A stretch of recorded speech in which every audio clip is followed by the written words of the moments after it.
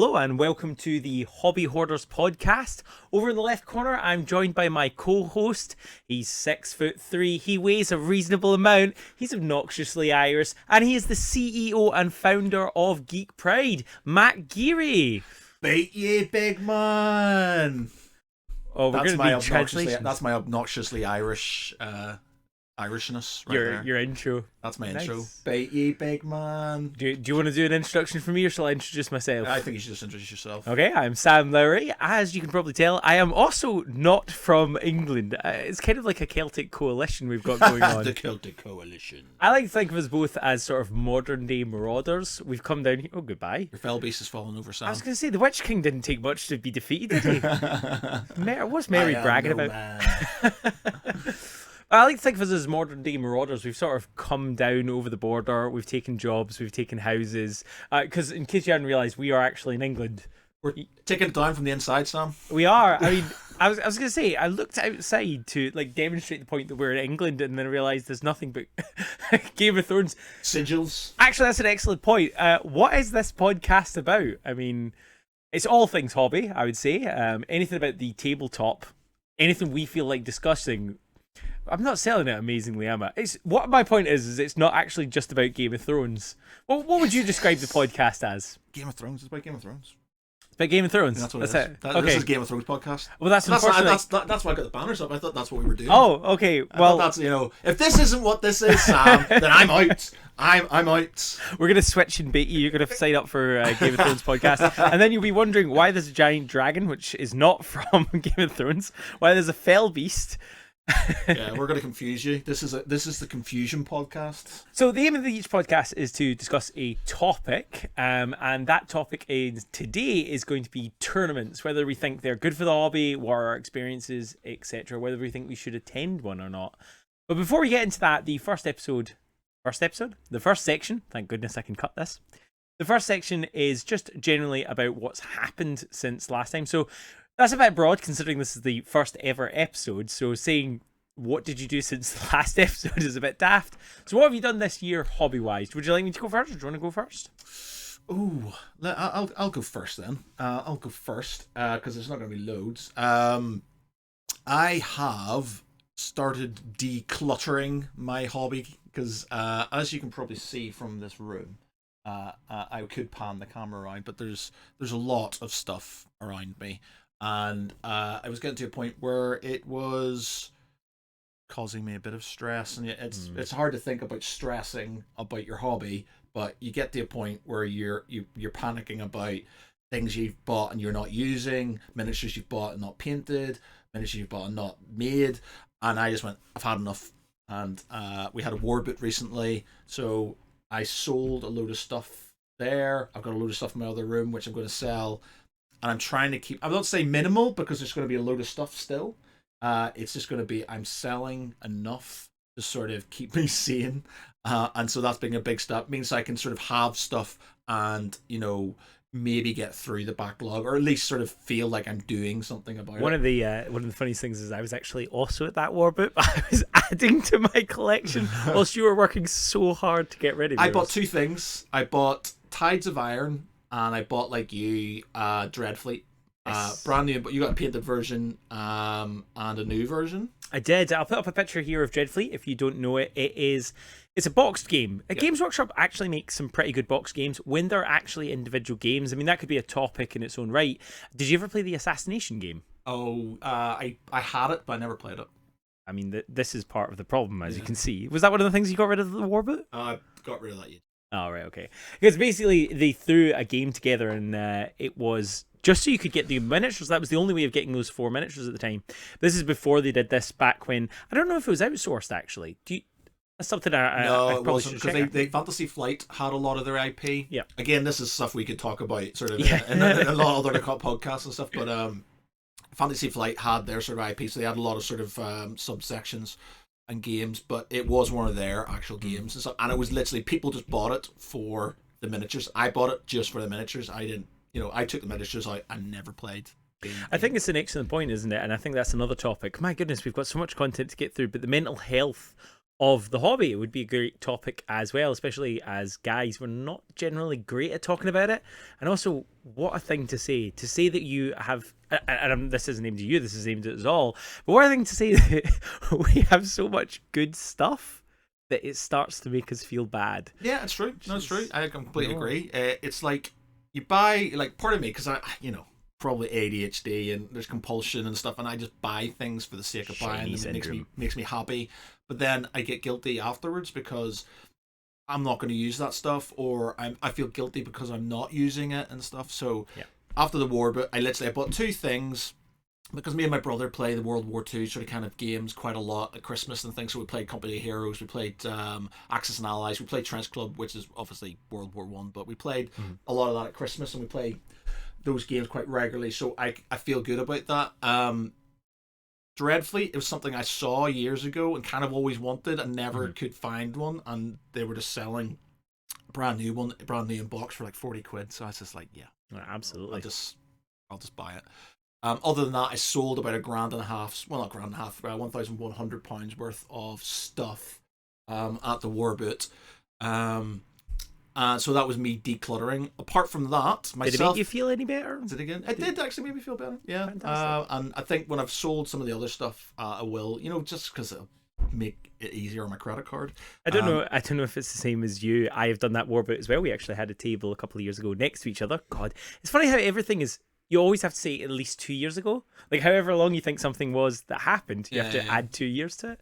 I've also gone in I did feel better. It was much easier to load up the car, but did you not also come back and go, I haven't made a dent? Yeah, well, that's it. So I'm trying my best just to sort of be a bit better with that. Apart from that, me and they have been playing a lot of A Song of Ice and Fire, the tabletop game, which is pretty damn awesome. Sam beats me pretty much every time. That changes today when we're streaming for the first time. I just know he's gonna flip, he's gonna switch around. He's been baiting me, he's been bugging me up. He's like, Sam, you're just gonna beat me, you're gonna humiliate me on the stream. Yeah, what you're not seeing off camera, like literally right here, he has got 2, 4, 6, 8, he's got 10 units. He's gone Horde. There's 120 models. Yeah, there's 120 models. I'm not gonna have as many as that. It's a game we can talk about in another time. It's a very good game. It's a rank and flank game. It's quite rules-wise, it's pretty simple. Some of the rules are annoying because they're very simple. Like, arrows apparently do nothing to people in trees. There's no defense against arrows in trees. Apparently, it just blocks line of sight. And there's lots of small things where you're just like, that doesn't make sense. But because it's very simplified, you have to sort of deal with it that way. It's not like 40k where there's so many different rules that conflict with each other. Because it's simplified, it makes it easier, and you just have to overlook some of the sort of craziness. And it is really funny because with the simplification, you think that the game would actually be faster, but analysis paralysis, which again, another topic for another time. I'm noting these all down. Thank goodness we're recording this. We could talk about it for hours, but so speaking of your clearing up, have you made any hobby resolutions? Have you got anything like, there's one that's quite popular at the moment, some of you may already be doing, which is where you can only buy X percentage of the models you painted. I believe that's what people are doing. I'm not buying any more Kickstarters because I've still got loads of stuff coming through, and I'm selling loads. The only Kickstarter I'm looking at that maybe getting is the Rome Total War one when it comes out. Apart from that, I'm steering away from Kickstarters. Yeah. I'm also going to try, I've started tournaments again for 40k, simply to try and paint some of the stuff that I have, because you have to have a certain amount of colors for those tournaments and stuff. So it's minimum 2 colors for this one, but it's generally 3. So I'm focusing on doing tournaments and playing games like with you, so I can actually paint stuff, and I feel like I have to do things for those games and stuff like that. So if we start streaming more for the Song of Ice and Fire, it'll probably force me to start painting a bit more because I have to. Mm-hmm. Again, with the tournaments, I feel like I have to, or I get points deducted off me and stuff like that. So I mean, that's the topic again, like that 10-point rule for 40k. Is that the right thing to do? There is people who sort of like lose games because they didn't have their miniatures painted and stuff like that. So it's important. So like that's something slowly getting through to my backlog, and the backlog that I can't get rid of, I'm just going to get rid of altogether. So it's literally a case of doing stuff that I can do. Like there's certain things like I've got loads of Song Ice and Fire stuff, all the different sort of like factions. Again, we are not a Game of Thrones podcast. And I've got like a game called well, it used to be called Dust Tactics, then it became Dust Warfare, then it became Dust 1947. It's now unfortunately no longer.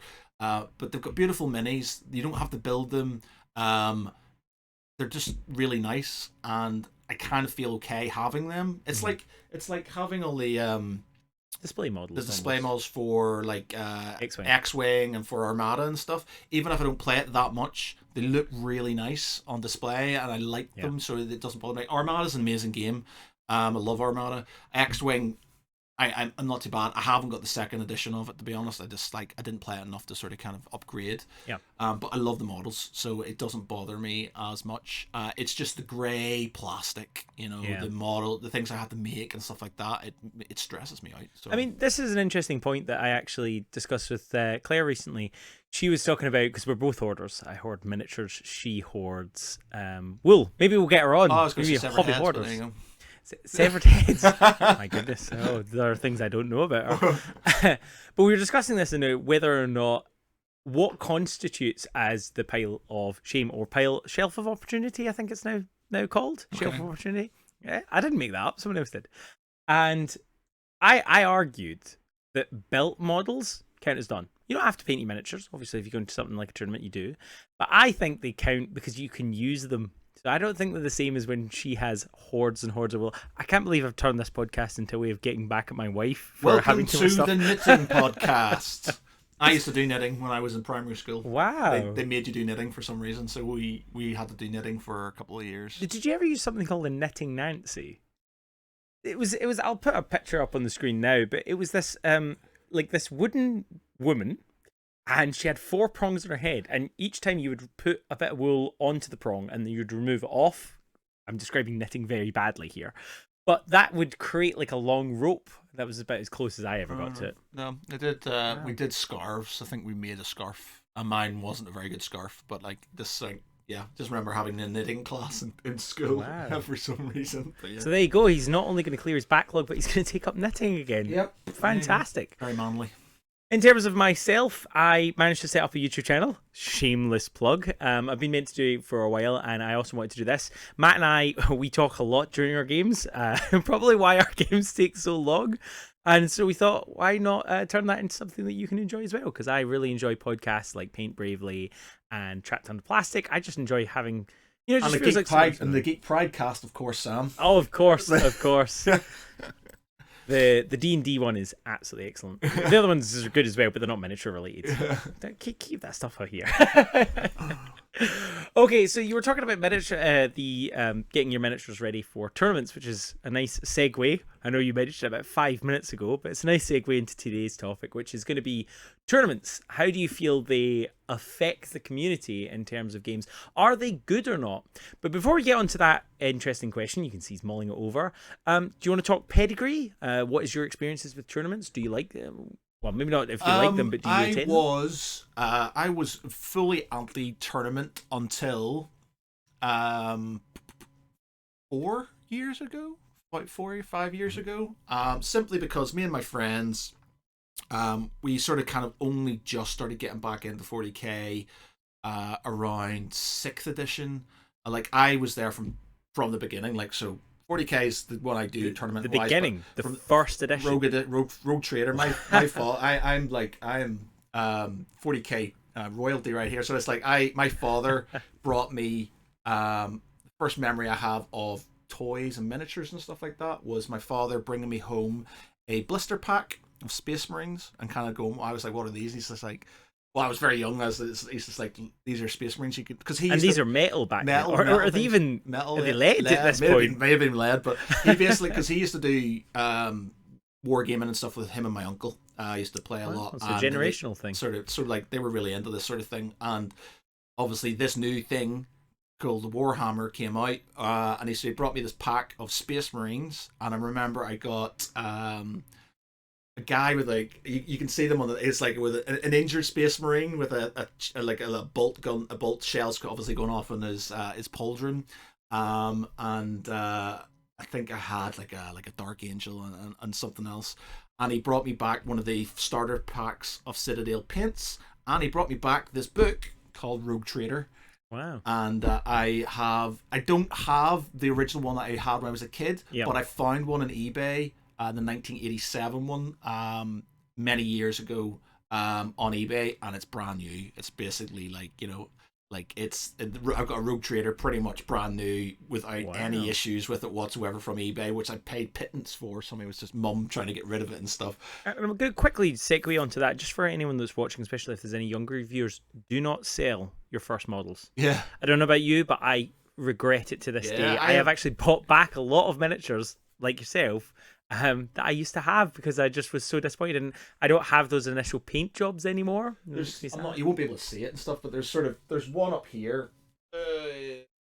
It's up in one of these glass cases. Well, we'll put a picture up on there. Yeah, it's a Lehman Russ, with his like a first Lehman Russ, from sort of like first edition and stuff. There's a Rogue Trader era and stuff, and he has his two wolves, and it was the first ever professionally painted model that I ever had. My mother bought it for me when a place called the Dungeon in Belfast, and it was before we had Games Workshop, and I loved that model, and she bought it for me, and my dog chewed it up, and I was gutted. And then my mate Russell found the metal one online, and he got it for me for Christmas, and I painted him up and I put him back, and I got some wolves and I put a base on, and I just sort of it was just like my first memory of a sort of like properly painted, like, oh my god, that's so cool. And so I bought that. But yeah, so Rogue Trader, I was back in the day from Rogue Trader, so I played first edition, so Rogue Trader ish, because I was quite young, so I didn't sort of fully understand. I had Space Marine, the Epic and stuff. Epic is the first box game I remember buying from Games Workshop in Oxford. My dad bought me. I played a bit in second edition, third, fourth, and then I got back into it at the very tail end of fifth edition. And throughout all those, did you play any tournaments, like gatherings at school or anything? No. We had a Warhammer club when we were kids, so we played Blood Bowl a lot when we were teenagers. So Blood Bowl was quite a big thing, even sort of after the Warhammer thing. And then tail end of fifth edition, we started playing. Sixth edition, we started playing, but we only played each other. We had sort of mini competitions between each other, but we didn't sort of kind of do it because we always thought that only neckbeards went to tournaments. Only neckbeards and sort of wax. What did we know that we would become? Only neckbeards and wax went to tournaments. For our audio-only listeners, we both have beards that both cover our necks. Apologies. Well, it's underneath. Yeah. So we were like, we're not going to do that. And then I was just the fact that all my mates weren't playing, weren't doing anything, and I was just like, I just want to play some games. And I just bit the bullet one day, and there was a one-day tournament, and I just sort of went, and I got absolutely obliterated. I got Marcus. A guy called Marcus, he's in Team England for the 40k. My first ever game was against him. And he fucking just destroyed me, absolutely destroyed me. It was a Space Wolf list. I had some flyers and stuff because I was like, I can use flyers, and they got blown off near the board. I think he had like a Bane Blade with load. We had the what's the one that carries the troops? What, a chimera or like a big no. one? It's like hammer? I'm an expert. I can't remember the name of it now, but it's basically a Bane Blade variant, which holds the somebody can say in the comments or whatever. But, so a gigantic tank. So he had that, and he had las cannon teams in there, and then he had a guy fixing it, and so everything was shooting on twos, and it was getting fixed. So he was just blasting everything out of the sky, and so he obliterated me. So that was my first experience, and that was his last one. This was a good topic. Yeah. He really didn't. That was the first one, and then the thing is, after that, I was like, I'm not sure if I enjoyed that or not. But the thing is, as soon as I got beaten by him, I started playing people who were more on my level, and the games got better, and just sort of got to the point, and that I was sort of playing against people who were on my level, and then it wasn't an issue. So I started doing it more often, simply because I wanted to start painting more stuff. and I started playing it more, and my Space Wolves army, and I sort of kind of went in to Space Wolves, bit of Custodes, then I did sort of just Custodes on their own with some Imperial soup, and then I kind of did Knights once, and then I did pretty well with the Knights, but I just didn't like the fact that there was just meta. I'm not a meta sort of guy. I kind of like playing. Just to pull you before you get tempted by talking about the meta, we will come on to that. Yeah. But is 40k your only game system? You said you played a bit of Blood Bowl. Have you gone into any other tournaments? Just so we know where we're sort of No. from. I'd say 40k is the only tournaments I've ever done. Sorry, it's just 40k. Yeah, for myself, I have played. If there is a game, and I don't want this to be a spoiler about my opinions on tournaments, but if I play a game, it better have a tournament scene. And if I play a game, I'm playing in that tournament scene. So I have played, I would say, between 15 and 20 game systems. And I think it's definitely on the more side of 20. I could list them off, but you get so bored of it. Mm-hmm. Which I think kind of gives you my idea. I have also played both at the UK level and, of course, just the local level. I have found success in games. I have found not success in games. We will one day talk about the one game that broke me. It was like almost the last game I played before. You know how we all have that sort of stage where we get out of the hobby? You know, you sell everything, you're going to be cool now. I'll tell you about that game later, and apologies to anyone that likes that game. No spoilers. Yeah, I've been meaning to do sort of other things like Song of Ice and Fire, which we sort of keep on talking about. I wouldn't mind doing. Yeah. But 40k has been the only thing. So it's just something I've always sort of played, and I have a bit of a love-hate relationship with it. I've done articles from a website about it. I've done one how you should go to a tournament. I've done one about the different types of people you will meet at a tournament. I remember commenting on that Yeah, one. so you've got different lists of people, like, It's very good. Links below if you want to read it, and you may find yourself being described. Yeah. You might not enjoy it. So you've got different sort of like people you meet at a tournament. And it was just that you do get people in tournaments who are and they do leave a bad taste in your mouth. They huff, they cheat, they're generally unpleasant to play with. And so I can understand why people get sort of arsey about it. But you do meet a lot of cool people. I've met a lot of people through the tournaments. I've met a lot of people, and I generally come top. If it's 100 people, I generally come top 50. I've come second a couple of times, third, sixth, eighth. I have mixed things, and I've never come first. I don't think I would ever come first. I don't have that top table mentality simply because I'm not a meta player. But it is enjoyable. I mean, that brings me on to my first sort of question about it. Is one of what I would say is one of the benefits is meeting players. You mentioned there that you meet negative players, but I would like to hasten to add, and I am one of those players trying to play at the top, not cheating. I hasten to add, one of those people that likes to play at the top table, and meeting players is just fantastic. And you found it, and I think you said it yourself there, that when you find the level that you're comfortable at, that's when you sort of meet people, and you've met people through that. We didn't meet for a tournament, did we? No. We met because I was bored one day and went, does somebody want to play with me? And you went, yeah, I'll play with you. Do you want to meet a random man in his separate gaming dungeon? Yeah, it was. Come to my house in my gaming dungeon and play games with me, Sam. Okay. But what would you say in terms of, because I think for a lot of new players, they're afraid of going to tournaments because of the players that they will meet. What would you say to them as someone who went in new to a tournament, not really knowing anyone, and you said that you did it yourself to get more games? Would you say it was a good? Yeah, I think it's a good. You will get, you will meet people who you dislike. There's no good. There is people. The thing is, you just have to understand the type of people you get. Like I said, that article I wrote about it is. I'm not blowing smoke up my own ass, but it's a good article because it does break down the different types of people you will meet at a tournament, and it's just basically you've got a lot of people who they go to tournaments and they're beaten badly, and they go, that guy's whack. It's not whack. It's like he's just very good. It's like being top of the sport and stuff like that. Yeah. So a whack is basically somebody who will cheat. Somebody who will do things underhanded and stuff, not optimizing lists to make your list better, and switching armies all the time just so you're at the top of the list is just if you enter a tournament, it's competitive, and this is my thing. It's like I played against guys who have moaned their whole way through a tournament, and all I've looked at them and said, look, it's a tournament, it's competitive. Yeah.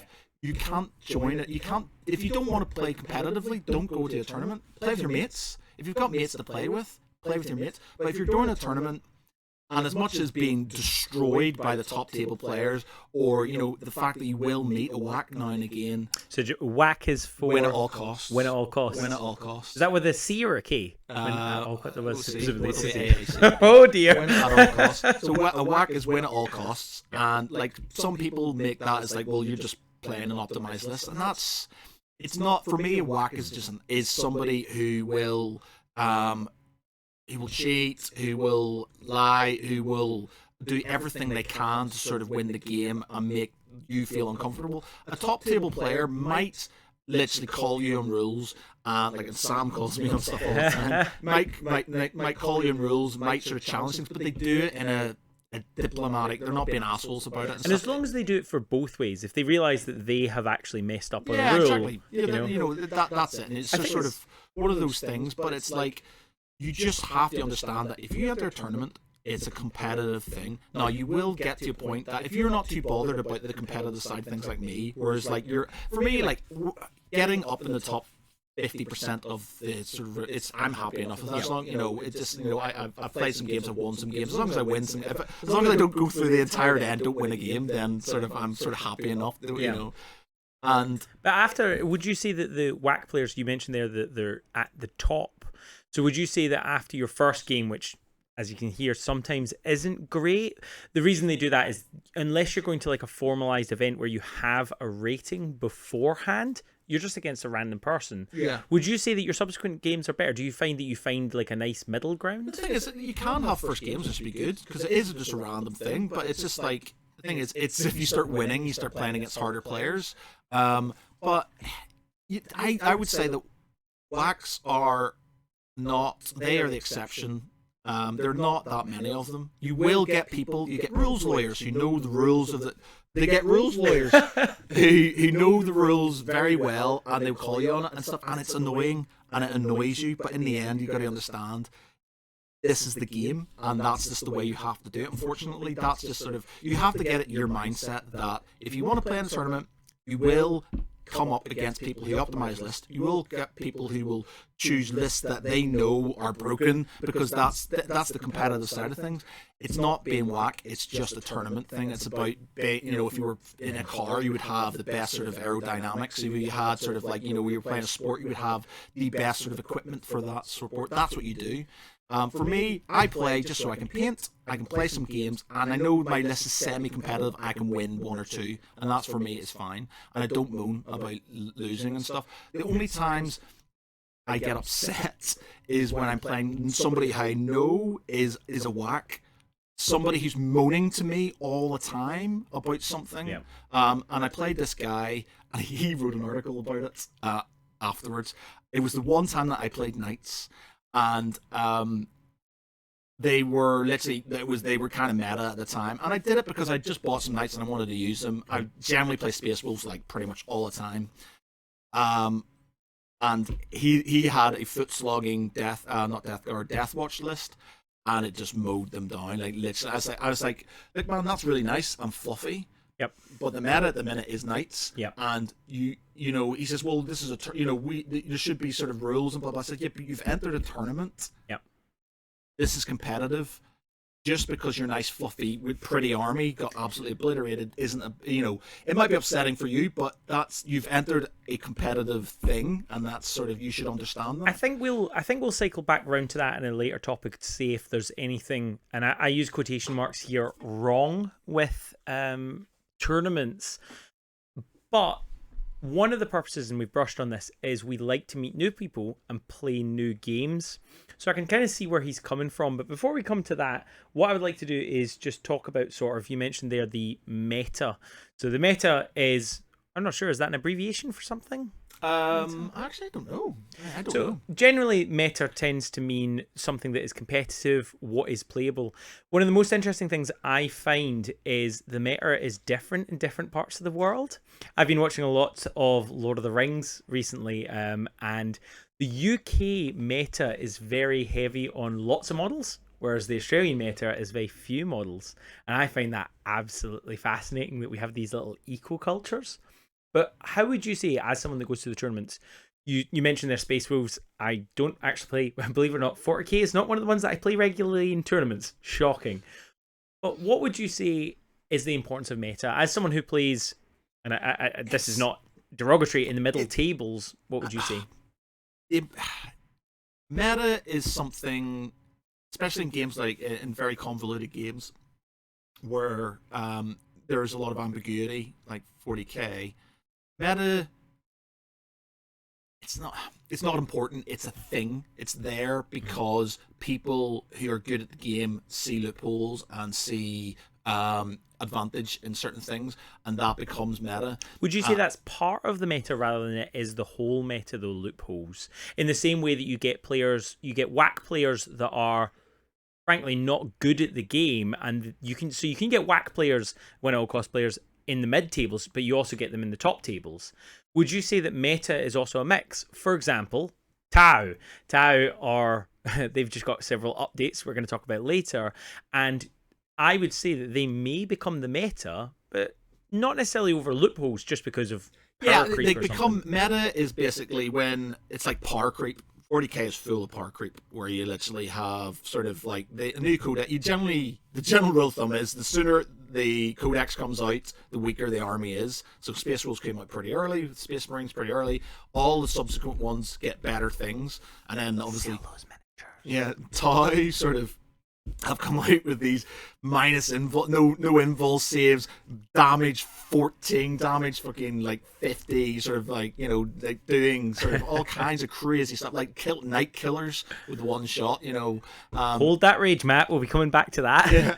And but that's not loopholes, is it? No. So that's still going to be meta. But the meta is created by Games Workshop and they do it purposefully because they want to sell certain types of models. So they will increase certain things if they want to sell things, and they will decrease stuff if they don't want to sell stuff. So as a business, you understand that's then. So they do that now. The one good thing that Games Workshop are kind of doing now, which they've never really done, is they do a meta watch. And so if something becomes too powerful, too sort of like spammy, they will reduce it. And so they've got the rule of 3, so you can only have 3 of certain things. Yep. They've got certain things now where you can only have 2 of that. They know like ad mech were way overpowered, so they've reduced certain things. You can't have that. Certain things in chaos they've went, you can't have that because that's too overpowered if you do it all the time. And there's certain things that if you put it all in spam it all in one sort of kind of thing, it just becomes unenjoyable because there's just no way to beat it. So they've got to this point where they realize that due to tournaments and stuff, they go, right, like this is a problem. Like line of sight blocking. They've got line of sight blocking terrain, but you've got things like Hive Guard are a big thing at the minute because they can do indirect fire from behind a building, and you can't do anything about it because they're just hiding and you can't shoot them, so you've got to get to them and stuff, by which time you've been shot to shit anyway. So I just want to point out as well, though, a meta isn't just found in 40k, and meta can mean, as is sort of discussed, you can have a meta for a certain play style in your area. For example, if everyone plays several big models, whether it's in 40k or not, and you bring infantry spam, then the way A, they're going to react to you is going to be different, and B, whether you win or lose will be different as well. So it isn't just 40k, and it's not just power creep, I would say. Yeah, as well. Meta's, I think the description of it would be something, is the current winning play winning style? sort of, the best way to win. Like, there's different meta lists, so which are more powerful, and I guess sort of there's meta armies and stuff. Like, in Song of Ice and Fire, it is like, Don't say Greyjoy. The It's not Greyjoy. which are, they're So broken. There's a fantastic website called A Song of Ice and Fire Stats, linked down below, and it shows you how in the overall meta, so in the tournaments, who's winning, and Greyjoys are not at the top. And it's so funny because every time Matt has a wee rant about it, not a rant, but a question about it, loads of people will swarm on and go, Greyjoys winning. I think that's just because it's me and you playing. We have our own meta. Like, that's basically what's happened. We have a playstyle. If I went to a tournament, I have no illusions. I think I'll get stomped because I don't know how to play the game yet. Not in tournament. Yeah, I think that's it. Because again, and I'm very much a case of, I like these models. I kind of like what they do, so I don't want to change. And then I get to this, it's like I was redoing my list, and I was like, but I like the Tullies, and I Yeah. like the fact they've got cool armor, and I like that and stuff. And I'm just like, I don't want to not use them and stuff. And it's I would just also say some of it is luck. Yeah. Sometimes I'll be attacking with my absolute scrub units, and your most powerful unit can go down. And I'd like to point out that's something that happens in tournaments all the time. But one thing I want to make absolutely clear is remember that your low is someone's high. Don't take away from someone else's game. Obviously if it's 8-game losing streak, you might. I got a draw. I got a draw. He once. did. I You've got a had draw. two draws. You've had two draws. And one of them really should have been a win if you'd just read the rules properly. There was a card. Never mind. So yeah, I would say that meeting people and getting regular games are definitely one of the main reasons that tournaments are a good thing. Yeah. And I think you can normally notice with games in terms of popularity, if they have a tournament scene, it keeps it alive. Yeah. Guild Ball tournaments started to disappear at the end of the life of Guild Ball because, and this comes with a big caveat, but partially because Steamforged Games, God, I'm calling a company out on our first episode, but Steamforged Games started supporting those tournaments as much. And I would say with a lack of prize support becomes a lack of people comes lack of players means that the game dries up. So I would say tournaments are actually a pretty good thing, not just for you and I who just want to play more games, but they're also good for the ecosystem of the game, for balancing as well, as you mentioned, but also getting people talking about it. What would you say about that? No, yeah, I agree. Tournament, they're not inherently bad things. There are bad people, and you will have. There's no way you're going to get away from a bad experience in a tournament. So you just have to understand that it's not going to be, unless you're really unlucky, it's not going to be your full experience. You will meet people, and like I've had bad experiences. I've had things where people have blatantly cheated and stuff, or I've had ones where the guy's been so pissed off throughout, and it's made it bad for me and stuff. I don't like destroying somebody, and I don't like winning really badly and stuff, because it doesn't make the other person feel good. I feel bad and stuff like that. Conversely, if somebody completely obliterates me, I don't feel great about it either, but I try not to act up about it. And it's hard as competitive people. Like I play my mate Phil quite a lot at 40k, and he's self-confessed not a great loser. So when he's beaten me, we've drawn once and he's beaten me twice. They're all close defeats, but like every time he starts losing stuff, he gets very irate, and he gets how is that happening? I'm like, oh my god, and he gets really pissed off and stuff. But he knows that it's sort of like he tries to rein himself in. So it's like, if you're a competitive person, just sort of ease yourself in. Like I'm, I rant if Sam brings back a unit that I've just destroyed and then it fucks me in the side. But like, in general, if I lose, I'm happy enough. As long as the game's been good, I don't mind losing. It doesn't bother me and stuff. As long as I'm not getting absolutely obliterated and there's a bit of sort of, give and take. That's why I don't play Age of Empires with Stuart Smith, by the way, because he just destroys us all the time. But yeah. I think that there is a mention there, and I think I would absolutely love to do a topic on the good mechanics and bad mechanics. So you mentioned there about the Greyjoys. The Greyjoys can bring back a unit. That's not a unique mechanic in any way, shape, or form. Does it annoy you when the Necrons do it? Yes, Necrons are the Shenanacrons, as I call them, because they're always like, the thing about Necrons is my Stuart Smith, again, he's been named twice. So bad he's named twice. He always likes his broken lists and stuff, and I used to play Space Wolves against him, his Necrons, 6th edition, 7th edition, and he would beat me every single time. Because is he a tournament player, or is it again one of these microcosms that you've got going on? Say it again?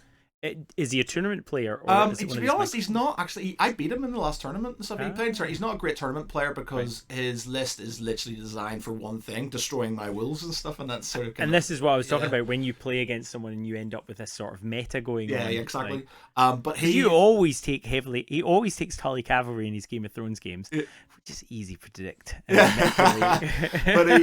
it's So he beat me. But the thing is, he got the thing. He had certain units which were just overpowered, like so fairly overpowered, and they nerfed the fuck out of them. Like the Satan, the Transcendent Satan got absolutely nerfed, and then suddenly I got Wolfen, and Wolfen in the olden days, if you had enough of them, they gave bonus charges to your guys. So I had Thunderwolf Cavalry that had a 36-inch threat range, so I could turn one charge people and stuff, and he didn't know, and so I was like wiping through his things, and I could destroy units before they could come back. They had reanimation protocols and stuff like that, so he hated that absolutely. And I beat him loads, and then he stopped playing because I was beating him loads. And then obviously they nerfed my Wolfen again. And then the last time he played me, he beat me because obviously he didn't have my beautiful Wolfen anymore. But I don't mind him coming back. It's just that it's a whole. The thing is, with such a small game like it's Song of Ice and Fire, if I spent a lot of, because the guy. They don't go down quickly, you know. The guys die quickly, but the units don't go down quickly. You can't start bringing stuff back. If you finally have spent all your attacks killing a unit, and then it suddenly just goes, yeah, I'm coming back again, and you're just like, oh my god. And this isn't specific to this game. There's also I really like Mantic's Vanguard, Right. and it has a mechanic where when you knock a player down, they're not actually out. If you ever played the old Necromunda, Yeah. then you know that you get knocked down, but if they stand back up, they're not alive. And a lot of people really hate that mechanic because it doesn't feel like you're getting anywhere. And I guess in tournaments, that's a problem as well because that was slick, wasn't it? Bringing it back. A lot of tournaments, what you have is this idea of you're not getting better. You want to see yourself placing higher and higher. Would you say that's a problem for you, or? I am honestly not fussed about position. Like, don't get me wrong. I like sort of coming in the top 10. You know, it's a nice winning feeling. always feels good. Yeah, but it's not something I care about that much and stuff. I have like I've got like a trophy over there. It's a sportsmanship trophy. It's one of my proudest moments and stuff. Never won it. Never. I've genuinely never won the sportsmanship trophy. I've had votes for it, but I find this, and I would love to see your sort of aspect of it. So I want to win. I will not, however, cheat. And I will also make sure if I know someone's rule, it's not my fault if you forget your rule, but if I know someone's rule, if they've used it previously, I'll go, sorry, do you want to do that? And I will remind them. I would say I'm a pretty fair player. And at the end of the tournament, if I have placed and I don't want the prizes, I don't want that stuff. I'll give it to other people. So quite often I give stuff. And yet I always get a bad rating for my sportsmanship. Too good. But that's the thing is, if you're too good, they don't get. People who are really good don't get sportsmanship because they've obliterated other people and stuff. I would like to. You've called out a couple of people. Daniel Meadows. Daniel Meadows is an amazing player. He's a fantastic player. He plans his games to perfections for tournaments. There was a game we were playing with comets, and the comets would come down. And they would come down in a pattern. Now I didn't even realize you could do this. He plotted the pattern so he knew the optimal way to move his troops to not get hit by comets. What game is this? This is for that particular one was the Mantic Vanguard again. Okay, right. And he is so nice. He is so unbelievably nice. He is such a good player that he shows you and he says, oh, if you did this, it would be better. Now, not in a baity way. I've done that to you before where I've baited you and gone, oh my guys, you could get a flank charge and you've done it. And I've gone, ha ha ha. But he genuinely helps people and he has both won. He ended up winning.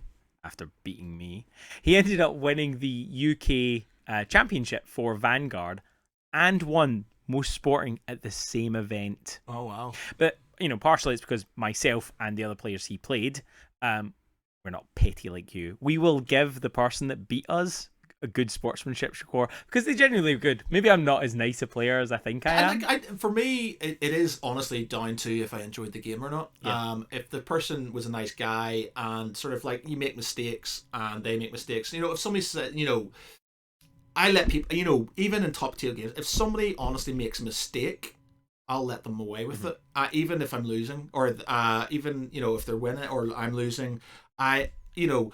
If it's really super close, I might be a bit more sort of kind of. If they haven't let me away with anything, then I wouldn't. If they kind of went, yeah, man, whatever and stuff, I'll let them take things back and stuff like that, irrespective of things. But if you've got people, especially top table people, who are just like, nope, and they don't get sports. So, they don't get sporting for me. It's literally, I understand it's a part of the game, but sportsmanship is sportsmanship, and that's like sort of giving person a chance. And now I want to just check that with you. Would you say, on average, that the people you beat get a higher or lower sportsmanship score than the people that beat you? The people I beat. So if you beat a player, Yeah. do you give them a better sportsmanship score than the person that beat you? No, if the game's close, for me, sportsmanship is literally if the game's close, I've got on with the person, and there's been to and froing with like, hey man, can I take that back, or can you take that back, or there's generally been a sort of, it's been fun to play, and there's not been any sort of kind of RC sort of like, oh, you can't do that, or that's that. There's being sort of like, we understand each other and stuff like that. If there's been RC stuff, then I don't tend to give it. It's literally, and I don't mind if I lose. I've lost games and given the guy a sporting award simply because it was a close one, and he was a nice chap and stuff. So you genuinely believe that your win to loss sportsmanship score is about the same? I can't think I've put much sort of thought into it. It's literally down to the person. My sportsmanship is literally down to me liking the person or not. Okay, because I would genuinely say, and I wouldn't give you a sportsmanship award, Sam. Genuinely, I do wonder though, in terms of overall, I would say that's a pattern. I would say that people, when they lose, are more likely to give a lower sportsmanship score. Yeah. And hilariously, because I'm a special little butterfly, we've all got to be our own unique snowflake, I would say I do the opposite. Because when I play a really good player, I love getting beaten. I don't know if that says something about my personality, but I like when a player really brought out the best in me. They brought out the most competitive. They brought out the best game. Whereas when I play someone, I can, if they're losing and it's terrible luck, or if I'm just beating them really badly because I've outplayed them, because there are certain people who will play a game forever and they love a game and bless them, but they're not good at a game. Yeah. And neither of us will enjoy that game. And they will make me enjoy it less for winning. So I would actually say that I probably give winners a better sportsmanship score, and I think that's against the grain. I would say that's more unlikely. Yeah, I don't. For me, it's literally personality. It's very much down to how I feel about the person, and it's like there's a guy called Dan, who I play a lot. He goes to a lot of tournaments and stuff. And I get on with him really well, so he generally gets it from me when I play him because we're both sort of on the same level, and there's a lot of give and take, and as a person, it's down to sort of if I get on with the person.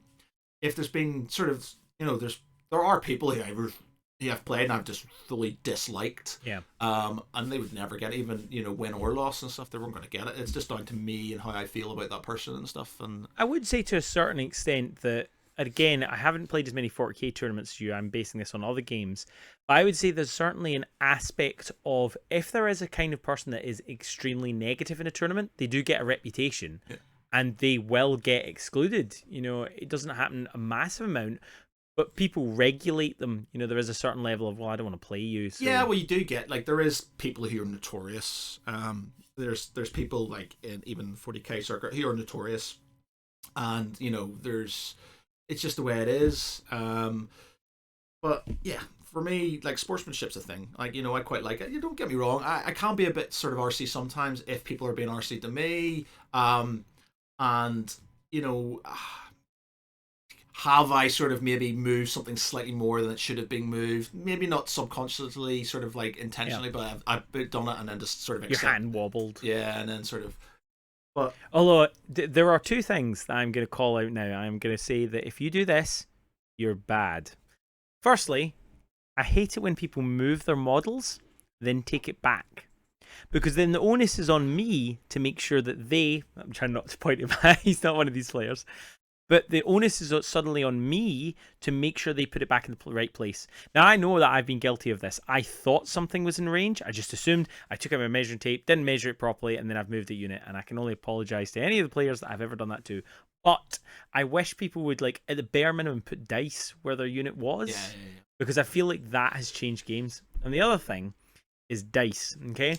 Have you ever had a player and they roll their dice and they roll it behind a piece of terrain? Oh, it's the most annoying thing and ever. Then they immediately go 3 successes, yeah, and they pick up the dice, and then suddenly you can't check on it. I believe you were telling me a story about that, about one of your worst experiences. Was it the game was so incredibly close? Do you know what was annoying about that story? It was the guy initially. It was a Scottish fella. He was a Scottish fella, and he was playing orcs. And we were getting on quite well game wise and stuff like that. But towards the end, because it was getting close, you could tell there was sort of a bit. His was a horde army. It was a horde army, so it was taking a long time to do stuff. But there was points were close, and he was sort of keeping track of his points on dice on top of one of the pieces of terrain, and I was keeping it with cards. So I had the cards, so I could count the cards, and then but I was counting my own. I wasn't counting his. So I was like counting the cards. So how many cards I had, I knew how many points I had, and it came down to it where I could have been completely wrong, and this is the thing that annoyed me, and it sort of tarred the whole thing, was that I saw his dice.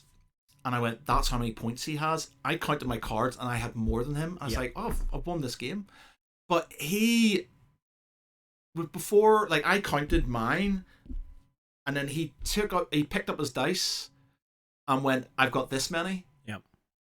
And they were in his hand. And I was just like, but and part of me is like, I'm sure I had more than you. And it annoyed me because, like, I didn't want to do him a disservice. I said, look, man, I don't want to be an asshole, and I don't want to be that guy because, I'm not calling you a liar. Yep. It's just that now I have no choice but to believe you. And it's not saying I'm not saying you're a liar, but it's like you've literally just picked up the dice at the end of the game, and I have no way to confirm that. Yep. So you could, in my mind, I beat you. And I got to the point where he had to get the judges over and stuff. And the judge was just like, well, there's not much I can do. And he said, well, I can give you another point, which meant I still lost. And I accepted it because I just couldn't be arsed with the argument and stuff. And I think it's something that a lot of people feel in life and in tournaments, that the nicer person, like if you'd fought tooth and nail, then the judge would have done something different. But he was being the louder mouth, and that's why the judge went with him. Do you feel like that? He was defending himself to the end, and it could have been that he did win. And my point was that he picked up the dice. I think that's the point, isn't it? It wasn't your point; it was his point. Yeah, well, it's just like he picked up the dice, and I had no way of knowing, and that annoyed me because it was just like I says, look, man, if you'd won, I would have fully accepted because we were getting on quite well. The game was good. He was playing quite slow because he had sort of a lot of orcs and stuff, which was annoying. But it was fine. It wasn't a massive issue because I had fewer units, so it kind of evened itself. Even though he technically probably had more time than I did, but the game in general, I got on quite well with them and stuff, and we were both initially sort of kind of letting people off with each other with things and stuff because we were both on a similar level. It just at the end, because it was so close, and he just picked up the dice and he took them and he went, I've got this many points, and I was like, but I can't tell now because you've just and I've just got to take your word for it. And as much as I want to take your word for it, it's that close that I kind of would have preferred just to be sure about it. And it was that certainty, and it was just annoying. And so it muddied the whole thing. And yeah, it was just, Boz, get out. No, he's going to knock the camera. He's going to knock the camera. So here are my 4 things for anyone, and certainly what I use to make my tournament experience better, and that I would recommend anyone. You can comment on these at the end of the list. Hold. So the first thing is, I love clock watches. So that really comes down to your tournament organizer, but I would strongly recommend that you try and train with them. And I love it when tournament organizers require them, because you don't get punished for them moving their units slowly, because I've definitely faced horde armies where people have abused that. 2, always keep a piece of paper, maybe even make a nice fancy laminated piece of paper, and have turn 1, turn 2, turn 3, etc. on it, and have both of your points. So you both at the end of the round, 4, 3, right. 4, 3. You can both see it. It's both clear. At the end of the game, that is it. Whoever wins, whoever loses. 3 is, I would always talk to your opponent and just agree with them what kind of game you're going to play. Now, we've mentioned before, tournaments are for competitive, but especially around about the middle tables, I tend to have some really just fun, casual cam games. I remember I was playing one where there was a guy and he was able to summon troops, but he was standing in the sheep field. Yeah. So we turned the sheep into the soldiers he was summoning, and it was such a good game. And it was still a competitive game, but it was a nice cam game. So clarify with your opponent, is this a win at all costs? Or is this more of a casual, like when you're moving, like, do you want it to the millimeter, or roughly will do? Yeah. That's definitely rarer in tournaments, especially the top table. And the last thing I'd say is dice tray, because, man, see when someone rolls their dice and knocks over your painted models and chips the paint? And then, of course, they also can't hide the dice behind something. Yeah. What do you think of my 4 No, rules? I agree. It just sort of clocks and stuff are, if I would say if you've got similar armies and you kind of know the person, or you sort of got a vibe that it's not going to be a massive issue. They're not essential, but if you are playing horde armies or against horde armies, or ones they're probably going to be slow. I'm slow. I'm a slow player. I think a lot and stuff, so I could understand if somebody wanted to use a clock against me and stuff like that, because I can be slow. So it's just like, so it's up to you. It's your responsibility to gauge that sort of situation. And if they do play slowly, and you've, like in that one, he was playing slower than me, but it was my fault because I said no clock. So I was just, so I accepted that, so I didn't moan about the slow play because I made that choice at the start. So it's up to you to make that choice when it comes to games. I've got like this little book thing that I use as a tray for my dice and stuff. Generally, I do that. Like, don't get me wrong, I do roll them on the table sometimes, but I always roll them in things. And if they go behind a scenery and stuff, I always do a point of put my finger on it and pushing it like that so they can see what the score is and stuff. With practice for years with that sleight of hand to be able to change it to a 6 every without time. It's incredible. And if it goes off the table, it's not in play. It's off Absolutely. the table. Yeah, it's off the table. Absolutely. It's off the table. So there's certain things on it. It's annoying, but you've just sort of got to accept that, especially in a tournament. It is competitive. As much as you want to be friendly game, it is a tournament. Therefore, there's certain things you just have to adhere to and accept. Well, that's actually the next thing that I wanted to talk about was, do tournaments need to change, or does our opinion of tournaments need to change? So we've discussed a couple of the benefits. One of the benefits, of course, getting to play a series of games in a day. So it's good for time management. 2, it's a really good way to meet people, especially in your area that you might not have known about, because they don't visit the gaming club, they go for the competitive scene. So my question is, for some of those people, tournaments are that benefit. How often have you been to an event that wasn't treated as a tournament? No, I just sort of, they're all sort of. What is it that makes them a tournament? Is it as soon as there's a prizes? Prizes. And the thing is if you don't have prizes, then unfortunately you don't have a big enough draw. I've played league tournaments at gaming clubs, and we had like a buy-in and prizes at the end, and that kept player retention. Yeah. So I can understand why prizes are so important, but I actually agree with one of your previous players. Now, part of this, and I will confess this right now. 1, I'm a terrible list builder. I'm not a good list builder, but I refuse to go online and like look up lists. Yeah. I'm not going to judge you, not out loud, but I think that's a skill, and it's a skill I don't have. 2, the reason I like clocks is, apart from people can't, diddle you with time, is I'm really good at chaos. Have you ever noticed with you have a plan coming into our games? I really don't, and when stuff starts to go messy, that's when I win. Yeah. Because I'm really good at the chaos side of things. Because not because I'm good at that, but because I'm bad at playing and I'm okay under stress. So that's why I would say that perhaps tournaments themselves need to change a little bit. Still have the competitive ones, God no, I love them, but I think there should be more events that, I don't know how, I know this is making me sound like, oh, everyone gets a participation prize. No. I just mean, I wish there was more organized play events that weren't competitive. Like when you... I think they have one on Thursday nights in Element and stuff, which is like, they have a thing where it's literally just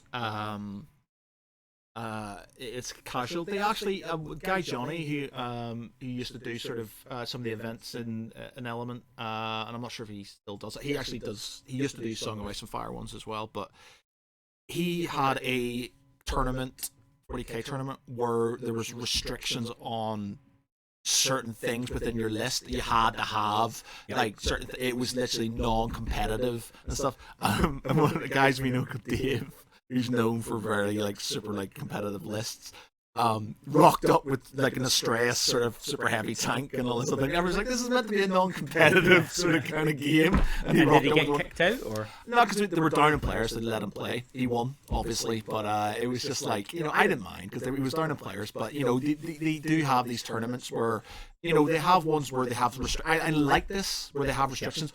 it has to be a mono army. It has to be certain amounts of troops. It has to be certain amount of things. So they literally restrict you, so you can't spam things and you can't do that. And I like. So would you say that it's cheesy when someone, for example, takes an army and then takes models from a different faction and puts it in there, even if they're neutral? No, I don't have a sort of like I've run soup armies and stuff. I've run soup armies and stuff before. Like I don't sort of like I like, especially in 40k.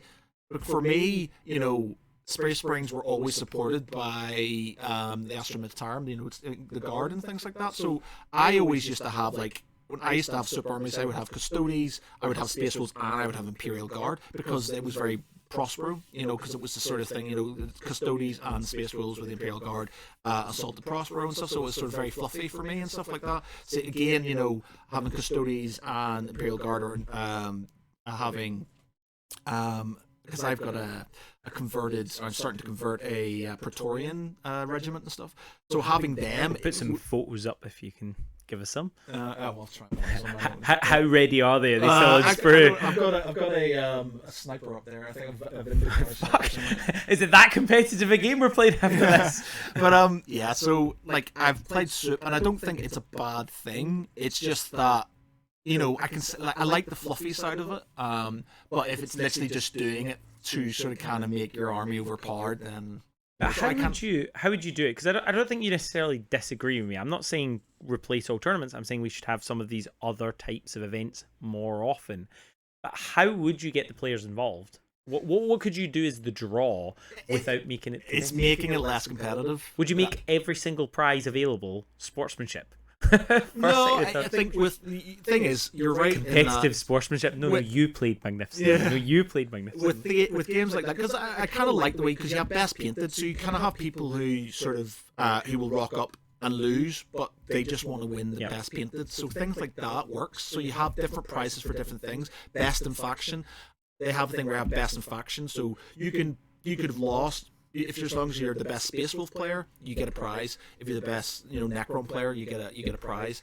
Stuff like that. I think encourages the fact you can still play, you can lose, but as long as you are the best of that faction, then you. So you're saying keep the old system, just add extra prizes? Yeah, I think it's just giving people the option of having different ways of competing and stuff. If having a tournament, or getting people to play, they have to have a benefit for doing it.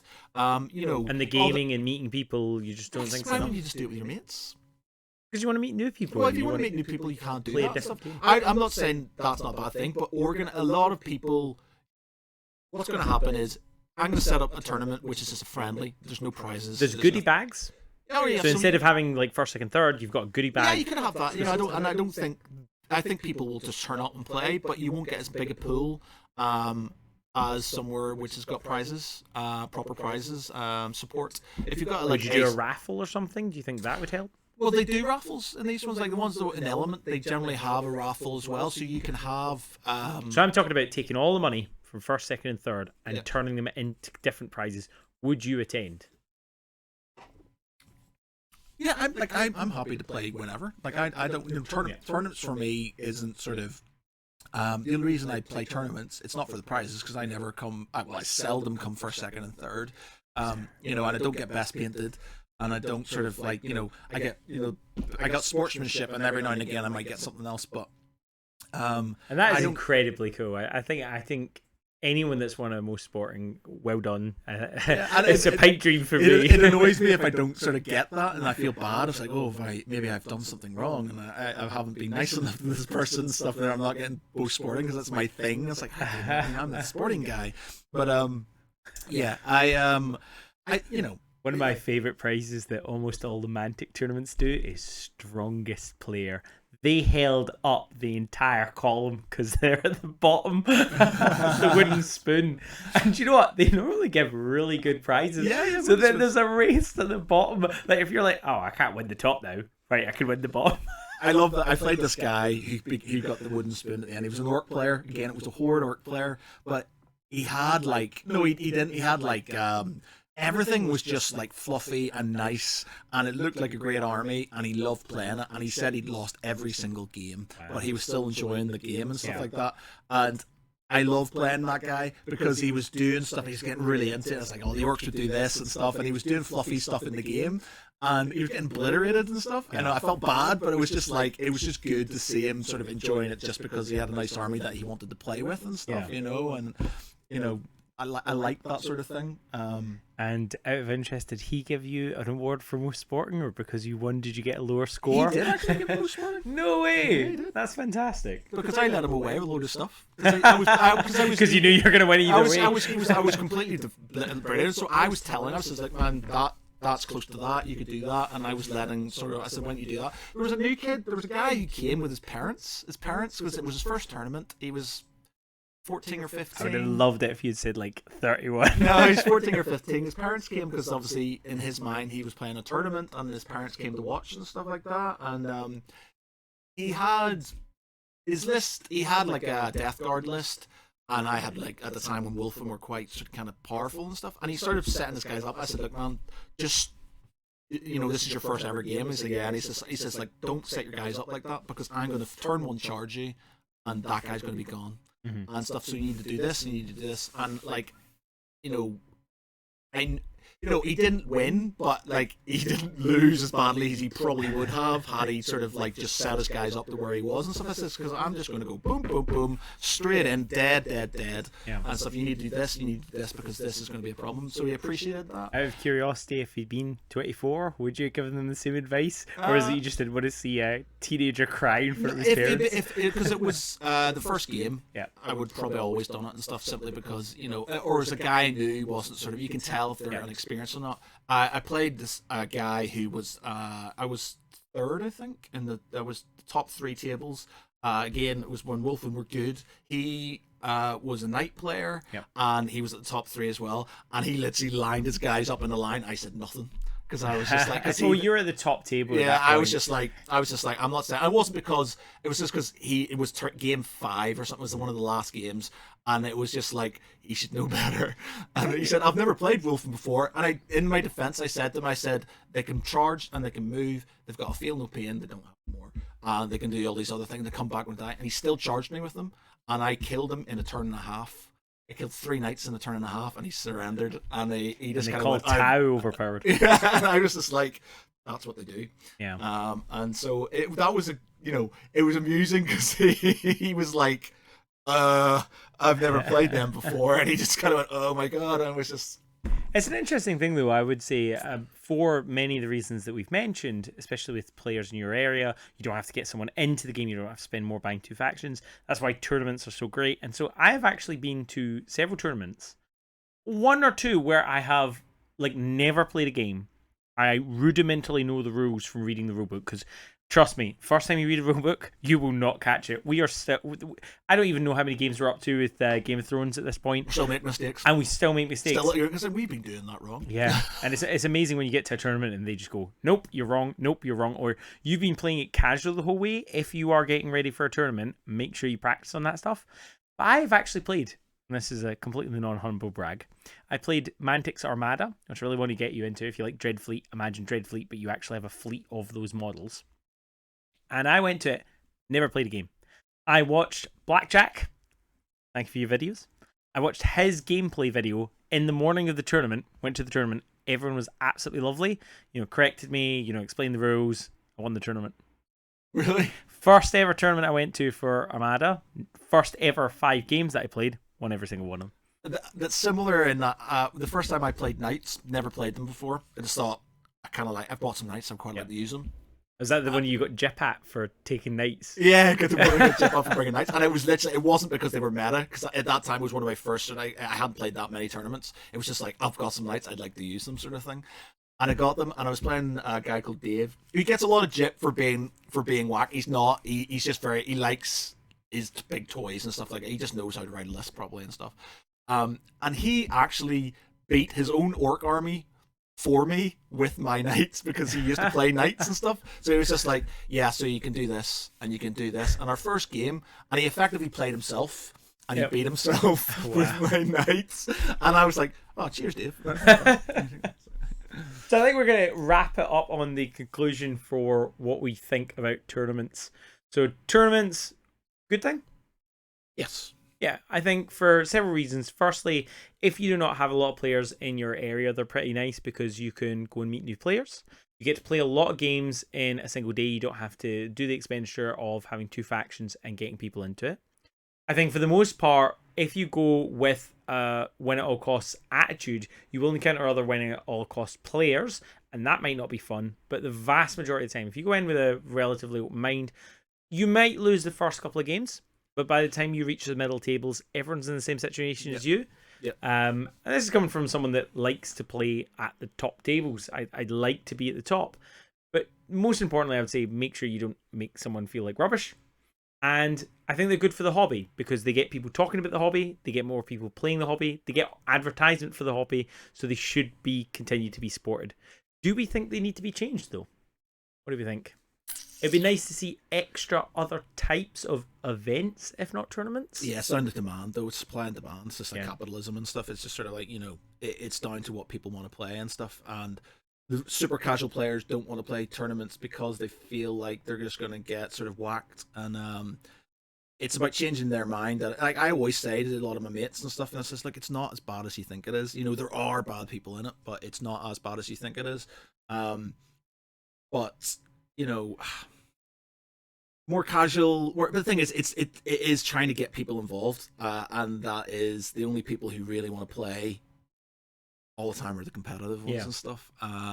Casual gamers are casual gamers and just sort of don't play that much, so they just want to have the odd game now and again. So I guess if you had a quarterly sort of non-competitive sort of everybody gets a merit badge or whatever sort of thing, then that could work. Or even just sort of like you said, a goodie bag for playing, and that would be it. But I guess be the change you want to be in the world. Maybe that's something I need to do myself. The thing is I like the tournament play, so for me to go out my way to make an event that I wouldn't enjoy as much as a competitive cutthroat one. But if you enjoy one, if you're in the Manchester area or just in the north in general, even if you're in the proper north, do give me a shout. I would absolutely love to come to your event, and if it's a game I don't play, let me know, and I will happily come and play at your event. I'll be the sole player. If we're the only two that turn up, I will come and play and be at your event. Would you come to the event? No, okay. Okay. Next section then is the news. If you want to grab your phone, if you haven't already got it, links that we're referencing to are all going to be down low.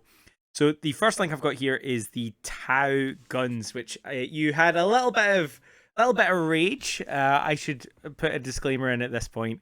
I've been a Tao player since the first codex that the Tao are in. I still have some of the old chunky things. So for me, my personal collection just went up in value. Yeah, Tao, there's a lot of sort of they've obviously one of the newer codexes that are coming out, and they've just got some stupid guns now. Like, granted, they're shooting army, they're not very good, but the thing is, they have no other phases, do they? Well, they don't have a combat phase. Yeah, they don't have a psychic phase. Yeah, they're not good at combat. The thing is, they can shoot into combat now as well. Like, hell yeah! And so they've got it. It's like there's two ways to look at it. You can look at it that if you're like a knight player or you're somebody with low model count, so you think elite armies will struggle, the Goldie Boys, because Henry Cavill. So you've basically got storm surges, which now have I can't even remember what the thing. Have you got the yeah, if you scroll down, it's got the weapon profile in there. So the rail guns, the heavy rail guns that come on the tanks, which is the real reason I love Tau, and I'm not a weeaboo, but they can now ignore all saves. Yeah, which is, and the thing is, it's only a one shot.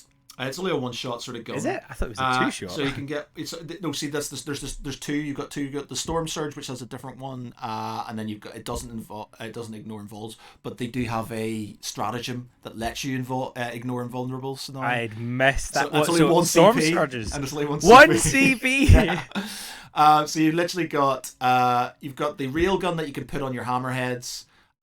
and it's horrible, and it will just obliterate. So before we get too excited about the big guns, should we talk about the small guns? How did you feel with the pulse carbines changing? So they're now upper strength, so strength 5, to kind of be in line. I would say that 40k certainly is moving towards more deadliness. Yeah. Maybe that's just me. Assault 2, range 24, with the smaller board. I think a lot of people forget this. We're now playing on a smaller board. Yeah. So 24 is still a decent range. Yeah. So I think it's just one of those things. It's I have units that I would like to use, and I don't, because I know as soon as I come up against an army with that I'm just going to get absolutely trounced on and stuff. So I can't use my Fellblade, because if I turn up against an army with 2 Storm Surges and 2 Hammerheads, it's gone in turn 1 and stuff like that. But then you've got if you've got a lot of shooting like this, and Tau are a shooting army. Mm-hmm. And so it's one of those things. The problem people get annoyed with Tau is they're shooting army, but to get into combat with them, you can't get through the hail of bullets. And when you do, they're overwatching you with everybody. But the game is no longer like it was before. It's so much about the middle board and holding objectives, and that's what Tau don't do. They can't just wall up at the back anymore, especially since they removed the greater good. Did you read about this? No. So the greater good was, for example, if you charged one of the Tau units, they can shoot you. Yeah. That's now gone. Right, okay. So there have been changes. I mean, this was the other upgrade, was the pulse rifle. The pulse rifle has range 36, so it's slightly shorter, but with a shorter board, it doesn't really make that much difference. Rapid fire 1, so half range. So half range being on this was at 18 inches. Yeah. Ooh. And most importantly, AP1, finally getting API on that is brilliant. They've got a lot of stuff. They've got a lot of really cool stratagems. They've also got prototype weapons now, where they can have one per detachment or something. The prototypes aren't new. They had the prototypes in the previous army. There was a really funny comment on the Warhammer community post for that, where it had a little asterisk and was like, these are prototype weapons because they're worried about the moral implications. Little asterisks, only the freaking Tau. But yeah, what I'm excited to see is how many of those prototypes from the last edition have moved into the new. So there's one called the Onager Gauntlet. Okay. Yeah, which was so good. You could punch your opponent and just obliterate them, but you could only have one. What if that's now a unit? Oh, please. See, I don't know enough about them that much. People are moaning about it. I just accept that this is just the way it is. Being a Space Wolf player, it's not sort of the only way I can be super competitive is if I spam infantry, which I don't want to do, or if I go pure sort of wolf guard with jump packs. And again, as much as in the list I've got at the minute has 1 squad of them, I don't really want to go pure, thing. I like Thunderwolf Cavalry, and I like sort of the models and certain things. So it's just I just play with. I try to make the best out of the units I have and stuff, like the ones I like and stuff. So it's that, and if I get absolutely obliterated by a bunch of time. So what do you think about the new railgun profile though? So it's 72-inch, heavy 1 on a vehicle though, so I'm not really sure that means anything. Yeah. Strength 14, AP, is that minus 6? Yeah, so you're getting no save unless you're in cover, and then you'll get a 6. Damage, is that D3 plus 6? And each time an attack is made with this weapon, invulnerable saving throws cannot be made against the attack. So you can probably still basically take sniping no pain. Characters. Well, they'll probably have a few no pain, Each time a successful wound roll is made for an attack with this weapon, the target suffers an additional 3 mortal wounds. Yeah, well, mortal wounds are a big thing at the minute. It's all about Grey Knights and stuff like that, casting mortal wounds left, right, and center. It's the railgun's horrible. It's the new what is that the other one? Yeah, this is the Storm Surge. Storm Surge, that's the Storm Surge one. It's pretty grim because it's strength 16. People laughed when I bought 3 of those. Strength 16. I bought them when they were down at £35 each. And you can make it ignore invulnerables as well with a stratagem. So you're literally, and it's heavy too. Now, granted, Tau generally hitting 4s, but you can generally have a stratagem that means you're hitting on 2s, you're re-rolling things. I don't remember any of those actually. I don't remember, unless there's a base stratagem, I don't remember a specific Tau one. But having said that, as if those tanks weren't good enough, they have a built-in rule, not a stratagem, that means if they stay still in the shooting phase, they get +1 to hit. Yeah, exactly. So you're hitting on threes. Yeah. You're probably not with because of your ethereal. You're probably hitting on twos. Re-rolling Ethereal. things. Whatever. Red boys all the way. Yeah. So Farsight enclaves. So you're they're gonna those hits are gonna come in. So that's two. That's a dead knight. If you're ignoring, that's a dead knight. That's gone. Now, granted, the whole thing they say is like, so yeah, it's a big point surge. Storm surges are what 500 points or something like that. 400. Well, we don't know. Yeah, confirmed yet. But they're quite expensive. So even if you bring a lot of them, because there's not many of the shots. It's not a lot of shots. They could get swarmed by it's not going to be good against horde armies and stuff like that. So you're going up against orcs and stuff. Well, yeah, that railgun's going to completely obliterate an orc boy, but the rest of them are just going to be over you, and you're going to be screwed. So it's you're not going to win on points by that. So as much as it is horrible, and if you're a knight player or if you're an elite player with very few models, it's going to be painful. Yeah. And it is definitely going to be better for kind of horde armies and stuff. But it's the rock paper scissors. Exactly, that's it. And that's why I don't have any massive issue. Like a lot of people moan about Drakari, Dark Eldar lists and things like that. I just go across. It is what it is, and you play with what you've got. For me, the most exciting thing is the potential return of the devilfish. Oh yes. So what this stratagem allows you to do is move fully with your devilfish and then disembark, which can do some just crazy stuff. For me, the reason I've always loved the Tau is the shape of the vehicle, is the hover, the aesthetic of it. Yeah. And there's this scene in Star Wars Phantom Menace, which is obviously the best Star Wars film, where they are aiming over the top of the hover tanks. It's Padme and etc. and they're shooting over it. Yeah. That's what I always imagine the Tau doing, like leaning on their tank to like steady their aim and shoot. So I absolutely love that. So for me, I kid you not, about 100 Fire Warriors. Okay. Because all I do is I run loads of Devilfish with this, and I always lose games. And who knows? Maybe that is about to change. Cool. Well, we can have a game, Sam. You can do it up against my Space Wolves. I look forward to it. I'm sure you'll absolutely thrash me. The other thing that I want to talk about in the news is less, and I know you don't play Mantic as much as I do, but it was a while ago, there was something called Wormgate, when the scandals were always getting the word gate after it. So this, you can see it on the screen now, is the worm flyer for the dwarves. Does that look like something that dwarves would use at all? Does it look like something anybody would use at all? What the fuck? Yeah, and that was the reaction at large. I have never seen, not in any of the Warhammer things. Maybe people looking... It doesn't even look dwarven. It looks more like Tyranid. And, yeah. It just... So maybe now people looking back at some of the old Games Workshop models that are maybe less acceptable now than they were, but I've never seen someone react to any new Games Workshop models with such vehemence as the community rounded around this model. Yeah. It was despised. They were getting emails, they were getting comments, people hated it. And the reason I'm bringing this up is because they've just released the new models. What do you think of these two? So this is the Raven and the Dirigible.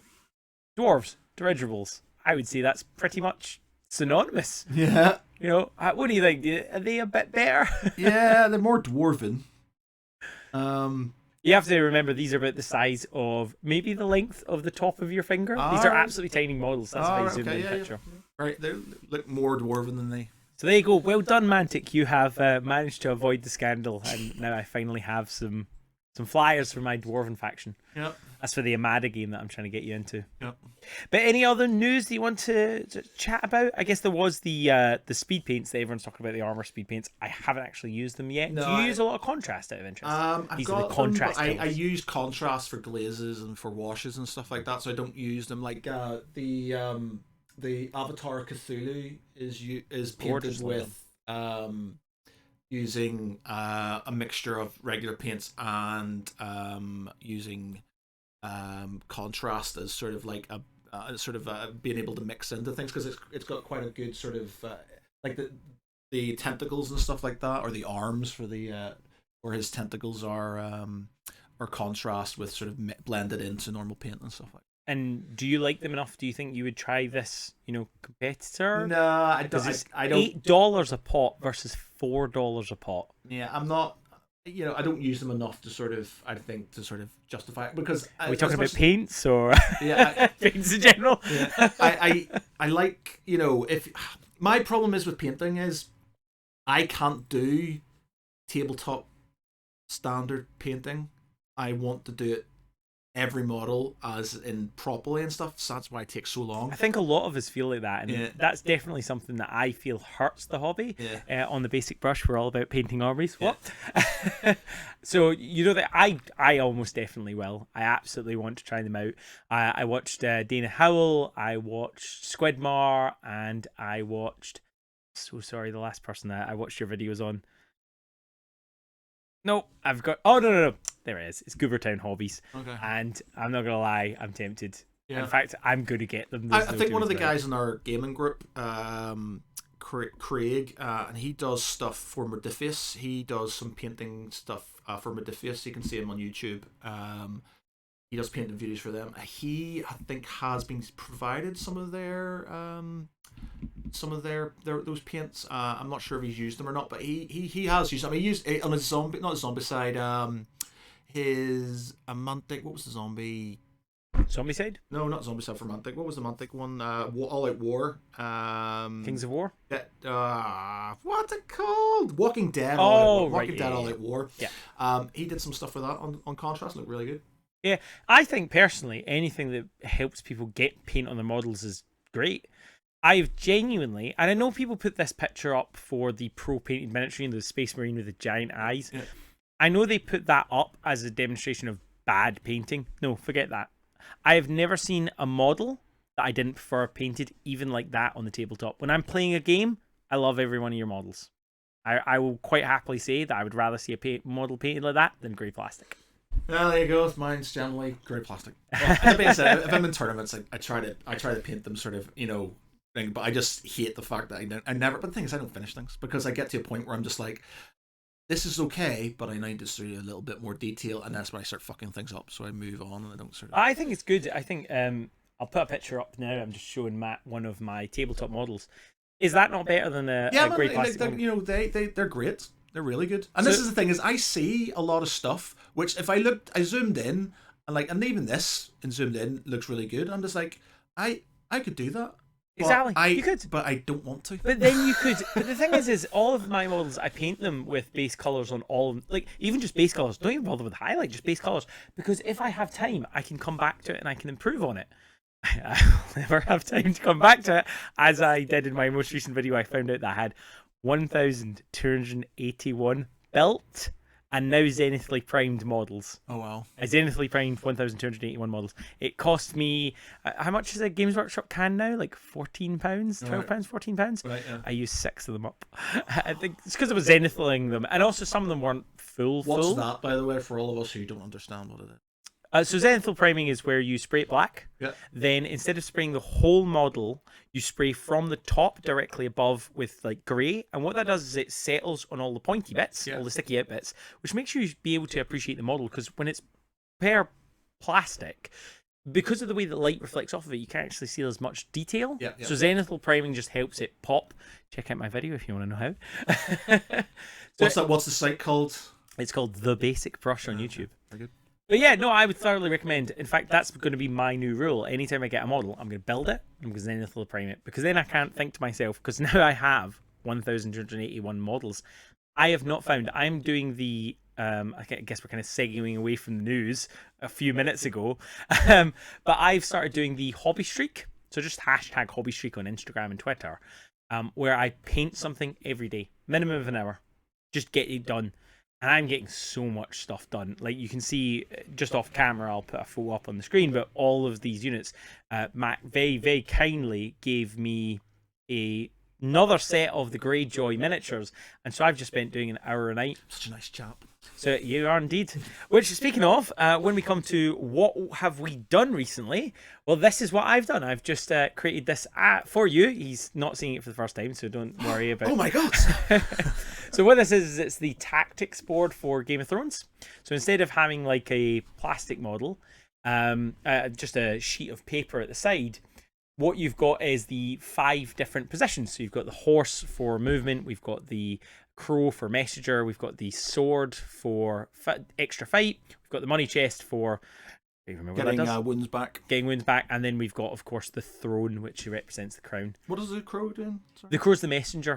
Yeah. So it allows you to draw 2 tactics cards. Yeah, that's 2 tactics cards. And maybe remove a condition, I think it might be. Yeah. But that's what I did recently. That, and like I said, painting loads, and I would thoroughly recommend it. Just putting paint on your brush. I think it was Ninja. I have one thing I painted, Sam, but and it's taken me. I'm gonna have to go out and get it. It's in my. Oh, we can get a photo of it. Later. Yeah, I'll get a photograph. So it's I've been painting my Thunderwolf Cavalry for like years now, and I finally finished one.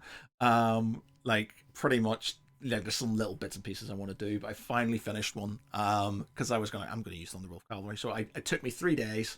I've done him. He's done, and he's very well done. I need to do a bit more to the base, but yeah. Do you like basing? Yeah. Do you do it at the beginning or do you do it at the end? Do you do I do it at the end. I do cork at the start, so I get sort of the base, and then I put cork onto it, make it sort of a bit rough. Then I put the I then glue the guy on it. Then I get the it's like Vallejo do this sort of kind of mud stuff, and I do that over it. Look, it dries. It's basically sand and PVA glue. Lots of sand and PVA glue. Put that on, then and then sort of prime it and stuff. But I do quite like basing. See, for me, it's funny because you're a perfectionist about the model, but I would love to be a perfectionist about the base. I adored making this diorama, and I am definitely going to be making more. Have you ever seen someone make Kaer Morhen?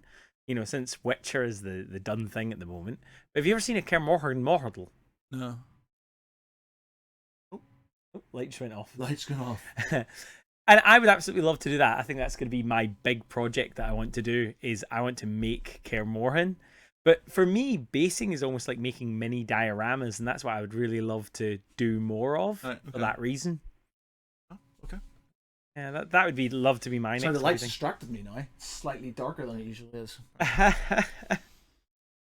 So what is your next hobby thing that you're working on then? What are you going to be working on next?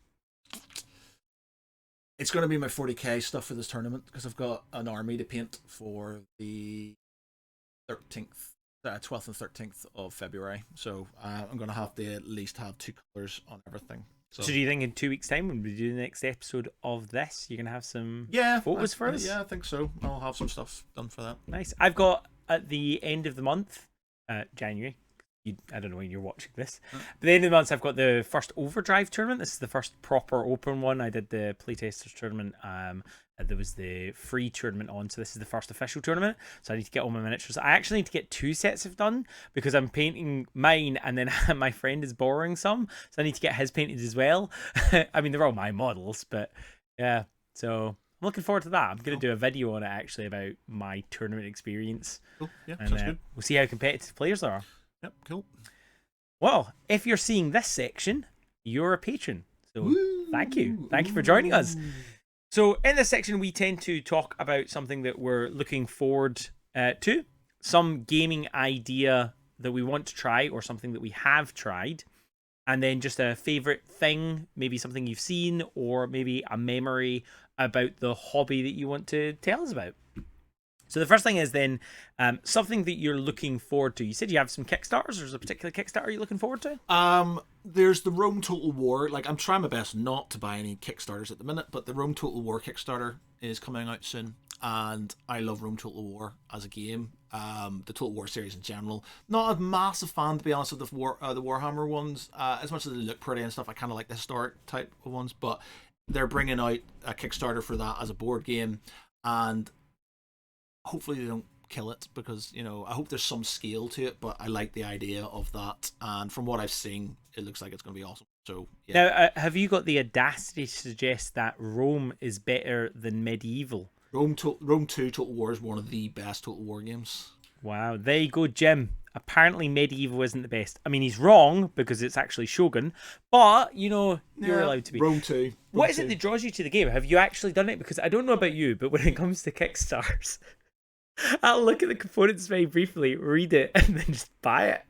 I haven't, because it's not live yet, so I don't know what it's coming. What, so the Rome Total War one? Rome Total War hasn't gone live yet. It's sort of yeah, it has. When? It's been and gone. No, it hasn't. You're a liar. It wasn't on Kickstarter. Game Fund. Yeah. No, because it said it was coming soon. No, it's come and gone. No, it hasn't, Sam. You're lying to me. You're gonna be so upset because I get regular updates about it. I got things on my Facebook and says it's coming to crowdfunding soon. I think you're seeing an old advert. Let me see. So let's see. It's Game Found, isn't it? Find. Game Found was originally. I might be completely wrong here, but they were originally either like backer-lit or they were like a fulfillment one, weren't they? Or have I completely missed here? Sure, because I saw one recently saying that you would get a reminder when it came through. I mean, it's gonna be faster if I just put it on Google. I'll put a picture up on screen so you can see it. But it's Rome Total War. If I go to the Game Found, you will see all of the stretch goals. You're lying to me, Sam. That have already been unlocked. Please. Oops. What? What? I don't know if it's finished yet. Wait I've been a minute. receiving loads and loads of. Rome Total War. Has it finished? Is it still going? It's still 17 days left. Still 17 days left. Oh my god! Oh my god!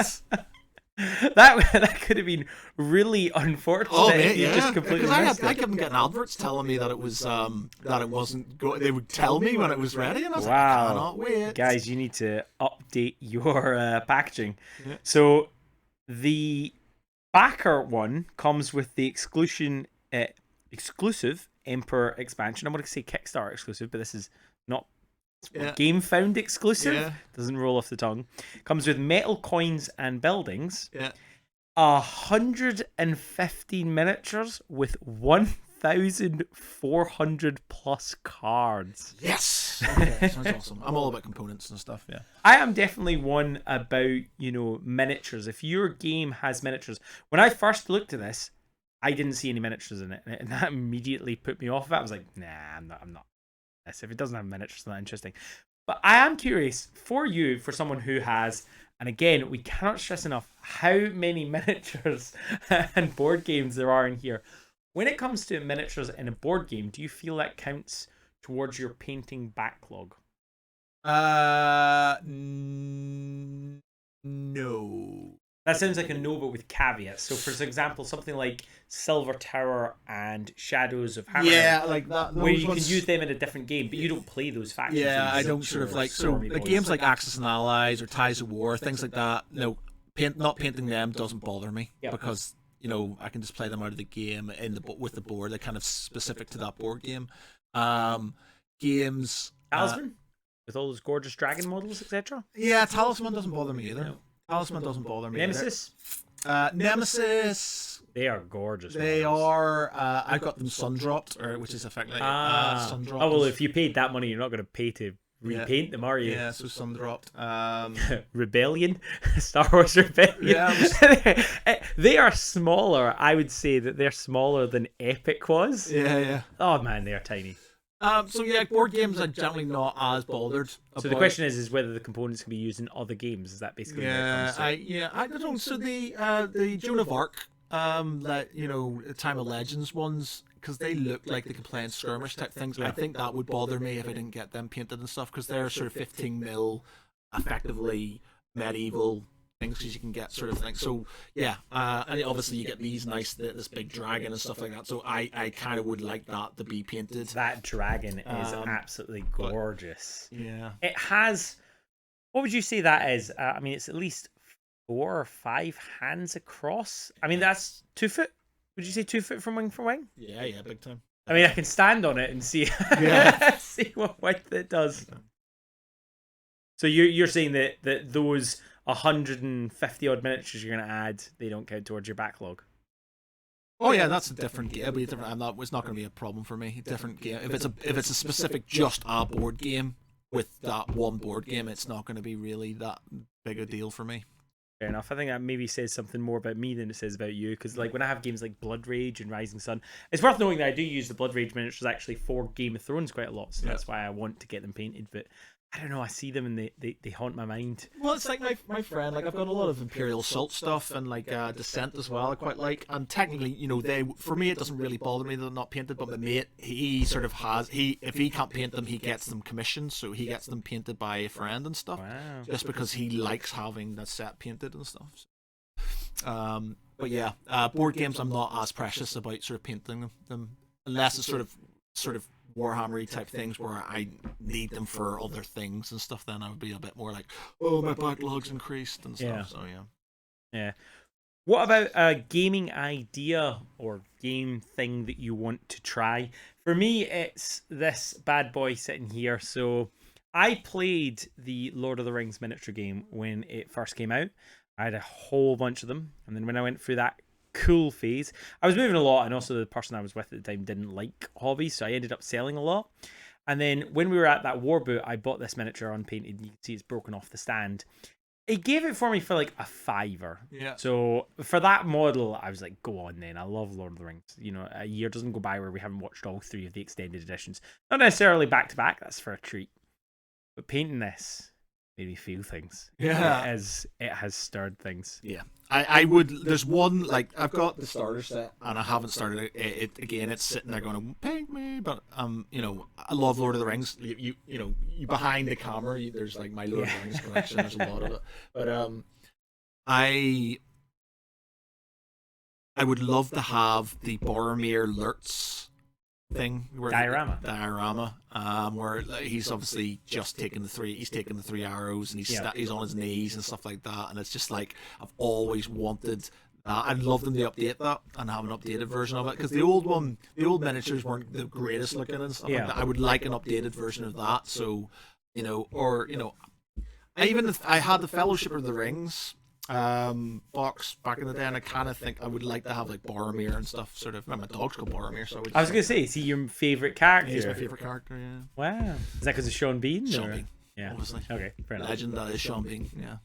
As a character, he's got flaws. I like it just he's got flaws, and you know, he's just, you know, he means well. He wants the best for his sort of country. In all the flashbacks that I see them in, I think to myself, man, he seems like such a nice guy. He's nice to Faramir. Faramir is one of my favorite characters. Yeah.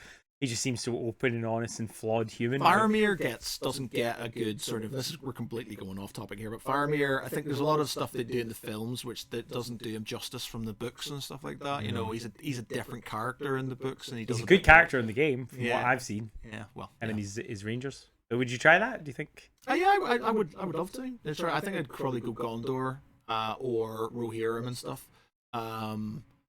It's mad. It's like I've got Gondorian sort of like horses on my chest and on my tattoos and my arms and stuff. My brother's got the tree, not Gondorian, Rohirrim horses. So you want to go Rohirrim or you want to go Gondor? I don't know. My brother's got a tree of Gondor. How about you take, and big fans of the game, the battle strategy game, cover your ears. Why do you take the Gondor and put them on the Rohirrim horses?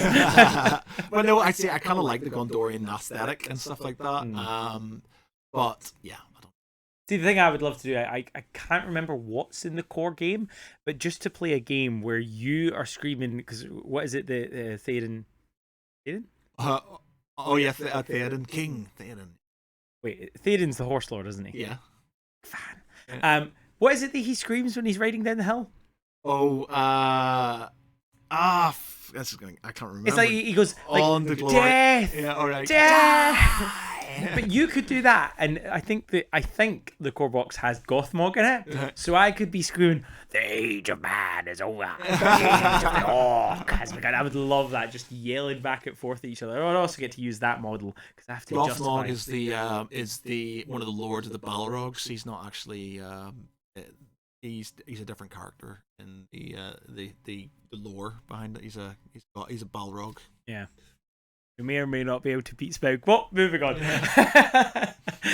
that. We did that. I was wrong. I will say it here on a recorded video. We had a big argument about wrong. That, didn't we? Yeah. To be fair, I wanted to have an argument about something else. I changed the argument. It's a very politician thing of going, no, we're not talking about Gothmog. We're talking about just a normal which is not what you said at all, and I lost that argument. Yeah. I've deleted all this. No, I haven't. Okay. So is there a gaming thing you want to try? Is there an idea or a game or anything that you want to try? Or maybe one that you wish that existed? Maybe there's a particular franchise? You know, one thing I've always kind of wanted. I've always wanted to create my own game. Wow. Which we kind of partially started many years ago, where we all sort of we had a group where we call ourselves Oubliette Games. We had a logo and everything, and we had a group. And Ben Fee, who does stuff from our website, now and again had sort of created some card games and things like that. But my idea was, I like big games, but one thing that annoys me is scale. It's like you always have these sort of 28mm games where there's like they talk about things being epic, but because you're restricted by scale, because you know if you want to have big mechs and things like that, they're huge and you can't get them all on the table and stuff. So it would be the scale would be a lot smaller, and the idea it would be like Joan of Arc, or well, I would more even think like epic? 6mm sort of things, like epic type things. What was the fantasy game called? Warmaster. Warmaster, yeah. Like smaller than Warmaster. Or Yeah, I don't know how it would go, but basically, I wanted the idea of you being able to have, because it was like it was sort of the name of the game that I've created. No, copyright is called Revelations, and it's basically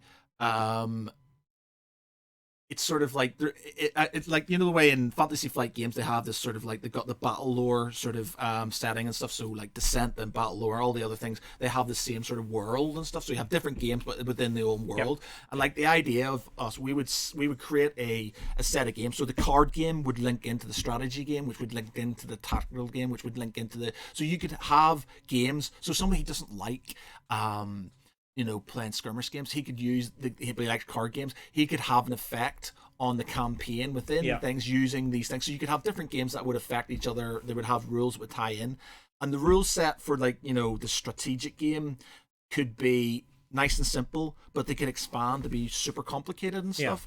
And you could have like little games of like small little. You could have it on a small coffee table, and you could have small sets of units, a little skirmish, but it would scale up to having epic battles where the board is a ship that could move and stuff like that. So I had this idea that you would have like a board that was a ship that these guys could go onto and move around, but the ship itself could be controlled and move around and things and you could shoot it. So it was very grandiose, and the idea of it is like, in my mind, I'm just like, yeah, this sounds awesome. It'd be super complicated.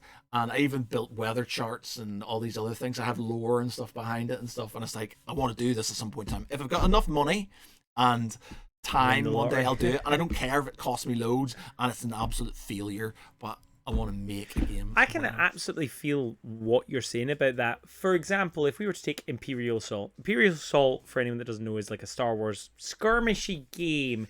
It's a board game. It's a dungeon crawler, but with Star Wars. But like Kill Team almost level of models. There's not that many models apart from the Dungeon Master. Then you have the slightly larger Star Wars Legion. Have you played Legion? I've got some Legion stuff. You've got a lot of stuff. Have you played Star Wars Legion? I haven't played it, no. Star Wars Legion is a lot of fun. It's more like 40k. Like, you can have big tanks, but more importantly, it's hero focused. It's very hero focused. If you have a Jedi, he feels like a Jedi. Yeah. The only way I managed to kill Obi-Wan. Hello there.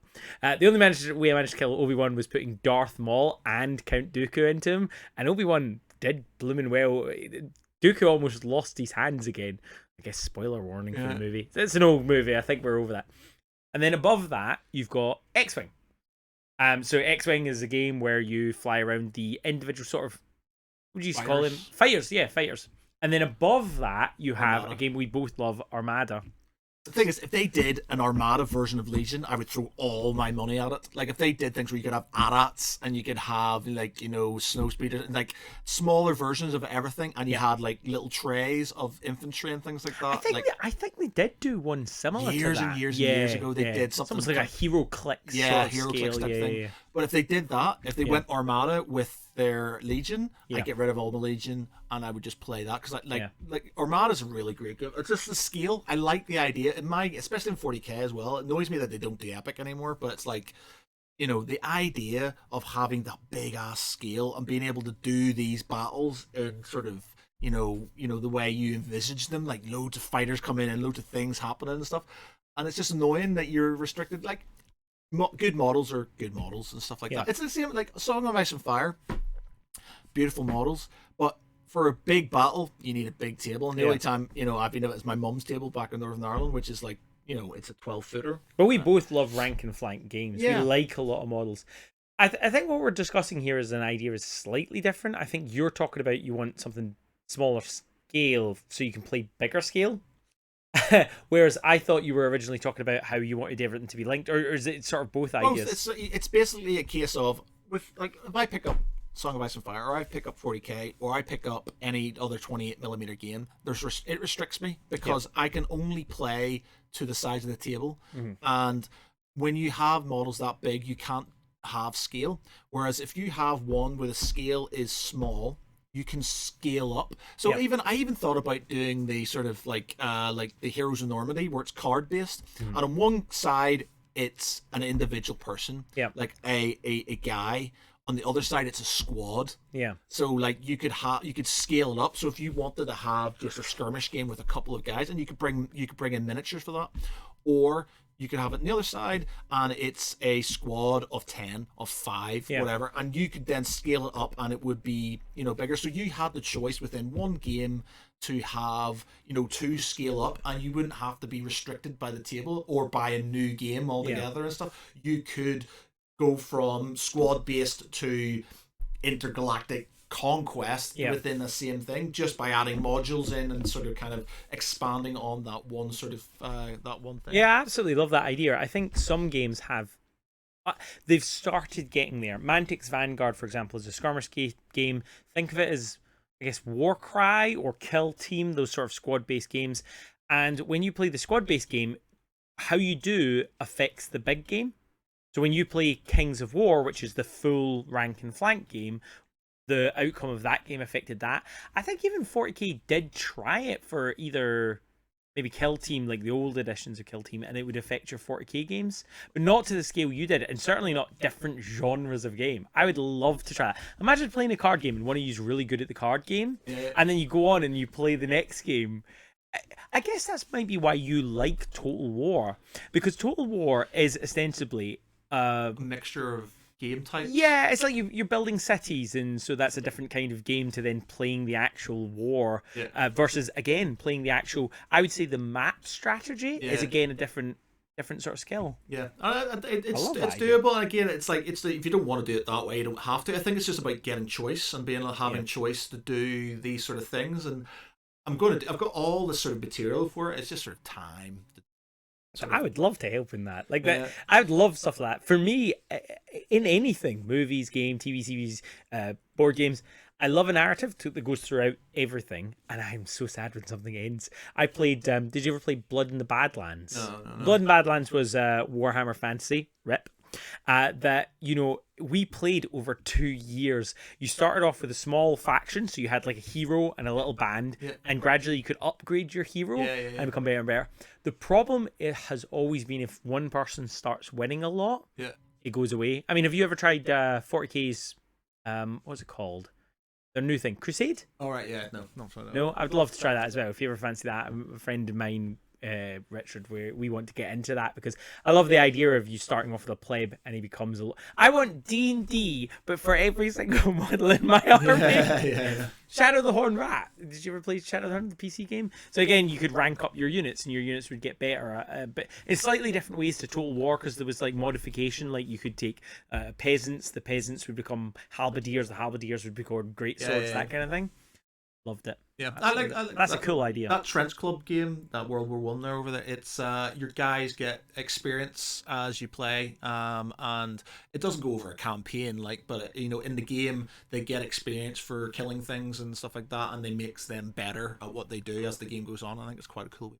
I guess the thing is you have to tell yourself at some point it's too much to do it to an army, but what you're saying is almost transition from game modes. So you start off with the cards, then that decides how you start with the miniatures, and then how the skirmish game goes. It was just an idea. It was just about a linked world, or a linked sort of kind of lore, and you could do different things. And if you wanted to link games into each, they would link into each other. There would be a module for them to sort of, like, there would be a campaign that would affect these things, and you could do that. We had an idea for a dungeon crawler for it as well, and like the dungeon crawler is basically the progenitor race within, we call the Greys, have basically taken one of the different species and put it in this sort of place, and you have to, as a group, go around and do dungeon crawler things, but each of your characters has their own sort of kind of underlying thing for their faction. So if they win they need to do certain things to get materials for their faction and stuff like that. So as much as you're working together, you're also working against each other because you want to have certain things for what your faction does depending on what's happening within the game and stuff. So yeah, that sounds great. Yeah. Hopefully we'll see that coming to Kickstarter soon. Unlikely, but there we know. And then the last one of the Patreon exclusive was a memory. Something you want to tell us about. I'll go first. Because this memory, I don't know why, it occasionally comes back to me. I was meant to be going on a school trip. I was pretty excited to go on this school trip. And my gran, I want to say, was moving. And so I remember getting taken out of school and being so sad. I was like, oh no. So then we helped her move, and as a reward, my dad took me. And I think I already played a Games Workshop at this point, but I don't remember being taken to the shop. I probably had, but he let me buy. Do you remember the character Nork Dead Orc? No. So he's an Orgrin bodyguard, basically. Right. And he got me the blister pack, which was an F. For those of you that don't know, Games Workshop, do you remember this phase where all of the prices, they didn't have prices, they had letters? Oh, okay. No. You probably would remember if you look at some of your old blister packs, but like A was like the cheapest, F was one of the more expensive ones, and so he let me have an F, and I don't know why that stuck with me. Again, that's one of those miniatures I'm like, why did I sell? I wish I'd kept it because it has such a memory. Wow. Yeah. Because it was basically bribery. It was bribery. Thanks, Dad. Definitely one of the things that I regret selling is my dad painted me a model and I sold it when I got out of the hobby, and I regret that. No. I actually tried really hard to find the person I sold it for, but I never find them. But that would be my memory of gaming. But have you got any memories or any? I've got loads. My dad was always quite supportive. He loved that sort of like, you can see sort of like some French cuirassiers up there. Were the first ever painted sort of Napoleonics. My dad bought me. There's some British line infantry up here and stuff, which my dad bought me. There was lots of stuff. Like, he was always quite good at sort of getting us sort of into gaming and stuff because he was into it himself. So the first, like I said, the first ever Space Marines I got was just like, I remember as if it was yesterday. I remember exactly where I was. I remember what the colors were. I remember sort of what it looked like. I remember how I felt. I mean, you can't leave us hanging there. Which faction were they? Oh, they were Space Marines. So they were like Dark Angels. Dark Angels. Dark Angels. Well, technically it wasn't. It was just, you could obviously paint them the way you wanted and stuff. But the color scheme I had sort of like were Dark Angels and stuff. And like, I was always Space Wolves. I had Blood Angels, but I just remember specifically these guys being sort of Dark Angels. And do you have those ones anymore? Oh no, I don't have any of the old stuff. Like, I remember my first ever Magnus Calgar on the throne and stuff like that. I remember ordering that on mail, like a mail order and stuff. Yeah, you had to do mail order. I remember. Did you ever have this where they would just add stuff to the box? Yeah, you just end up with some extra ballistas of like miniature. I've got like old metal. Are you calling them beastmen. ballistas or blisters? They're blisters. Are you calling them ballistas? Ballistas? Ballistas, as in the artillery from ballistas, as in like. So you call them ballisters? Blister. They're called blister packs. Blisters. As in blister, as in the thing. Oh, I've got a blister on my finger. Blister. They're called blister packs. That sounds cool. At least the other one is to do with wargaming. Do you call them ballistas? I thought they were ballista packs. Right. It's actually neither. I think it's one of us is going to be wrong. No, I think you are right. I think it's BLISTER. Yeah. I think you're right, but why? Why is it called that? I don't know. And I'm not even either. saying ballista. I'm neither saying blister. I'm sort of saying a weird combination of the two. It's a Scottish thing. It's a lazy thing.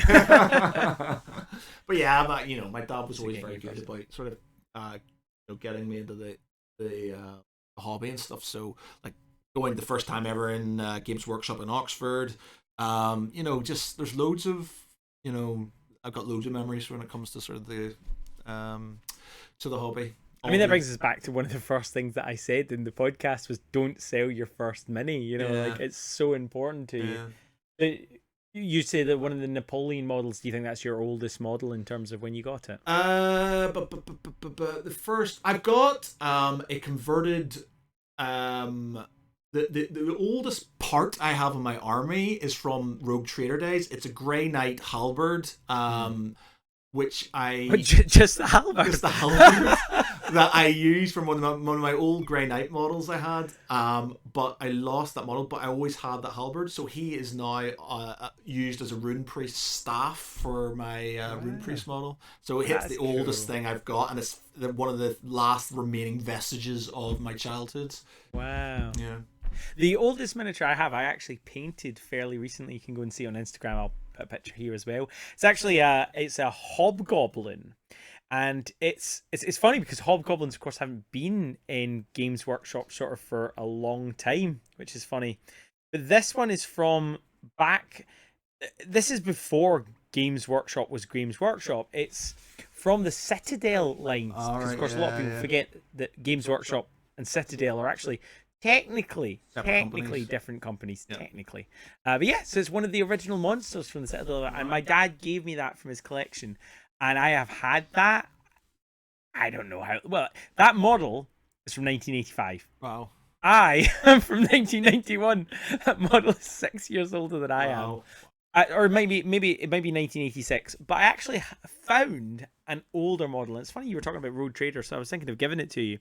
I have, like, it must be one of the first Space Marines, because it's 1985 Rogue Trader. Beaky nose with like a pole, so I don't know if part of it's missing. Right, okay. And it is so coated in paint.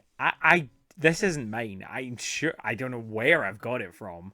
I found it in a box of just random miniatures, so I don't know who gave that. Thank you if you gave it to me. But yeah, so I was thinking that if you've got Rogue Trader, I'll bring that and add to your collection. Oh, brilliant. That's awesome. Yeah. I'll put a picture of it here. Yeah. Fantastic. Well, that brings us round to the end of the podcast. If you've enjoyed listening to us, there's a couple of things you can do to help us out. Obviously, giving us a like and subscribe, or sharing it with your other nerdy mates is always helpful. We have a Patreon where you can get an extra 30 plus minutes of bonus features where we talk about hobby memory, we talk about something that we're working towards, and we also get to steal Matt's intellectual property by copying his amazing gaming ideas, although that's not every single week. Please don't do that. You can find this podcast on anywhere you'd normally find podcasts, and of course, hello YouTube, you can watch us all live. All links for pictures and things that we mentioned are down below. Otherwise, thank you very much for watching, and remember to battle that backlog. I don't know if that's the slip line that we're going to be using. Is that I don't know. Battle. See, my problem with backlog is it sounds like log, as in. So what would you have as a what is a cry to our hobby hoarders? Are we going to say like stop hoarding? God no, we'll be out of a job in a few seconds. What's our outro going to be? Thanks for coming. What? It's gonna be. This bit is all getting heavily edited. There's no way. Random conversation is going. It's gonna be. See, this is the stuff you put at the start of the podcast before intro. You just arguing over, like, this is the sort of preamble thing. You just sort of go, and then it kicks in with the music, and then you sort of got to think about music, by the way. Maybe. And it has to be, every good podcast has some music at the start of it. At the start of it. Yeah, you got to have sort of. You got to have it too loud so your users get sore ears. And then you got to have it's got to be royalty free, or they have you. Yeah. What's it going to be? What would the outro be? Keep on hoarding. Keep on believing. Oh wait, hang on, we'll get muted. I have no idea. I don't know, Sam. I'm back for more Tales from the Tabletop. I have no idea. Next time. The thing is, we were struggling with names. Like, Sam had a lot of names. And I was like, nah. And then, so. Should we be using the names? I'm using the names as our slogan. Yeah, all the names are slogans. So maybe we just do something. Yeah. So. Yeah. We'll come back to you with the slogan. Yeah. Goodbye, everybody. I think we could edit that. Could you believe that's been 2 hours? Is it 2 hours? Wow. That's been 2 hours. Wow, we usually do. Actually, that being said, do you think is that? For me, it fucking flew by.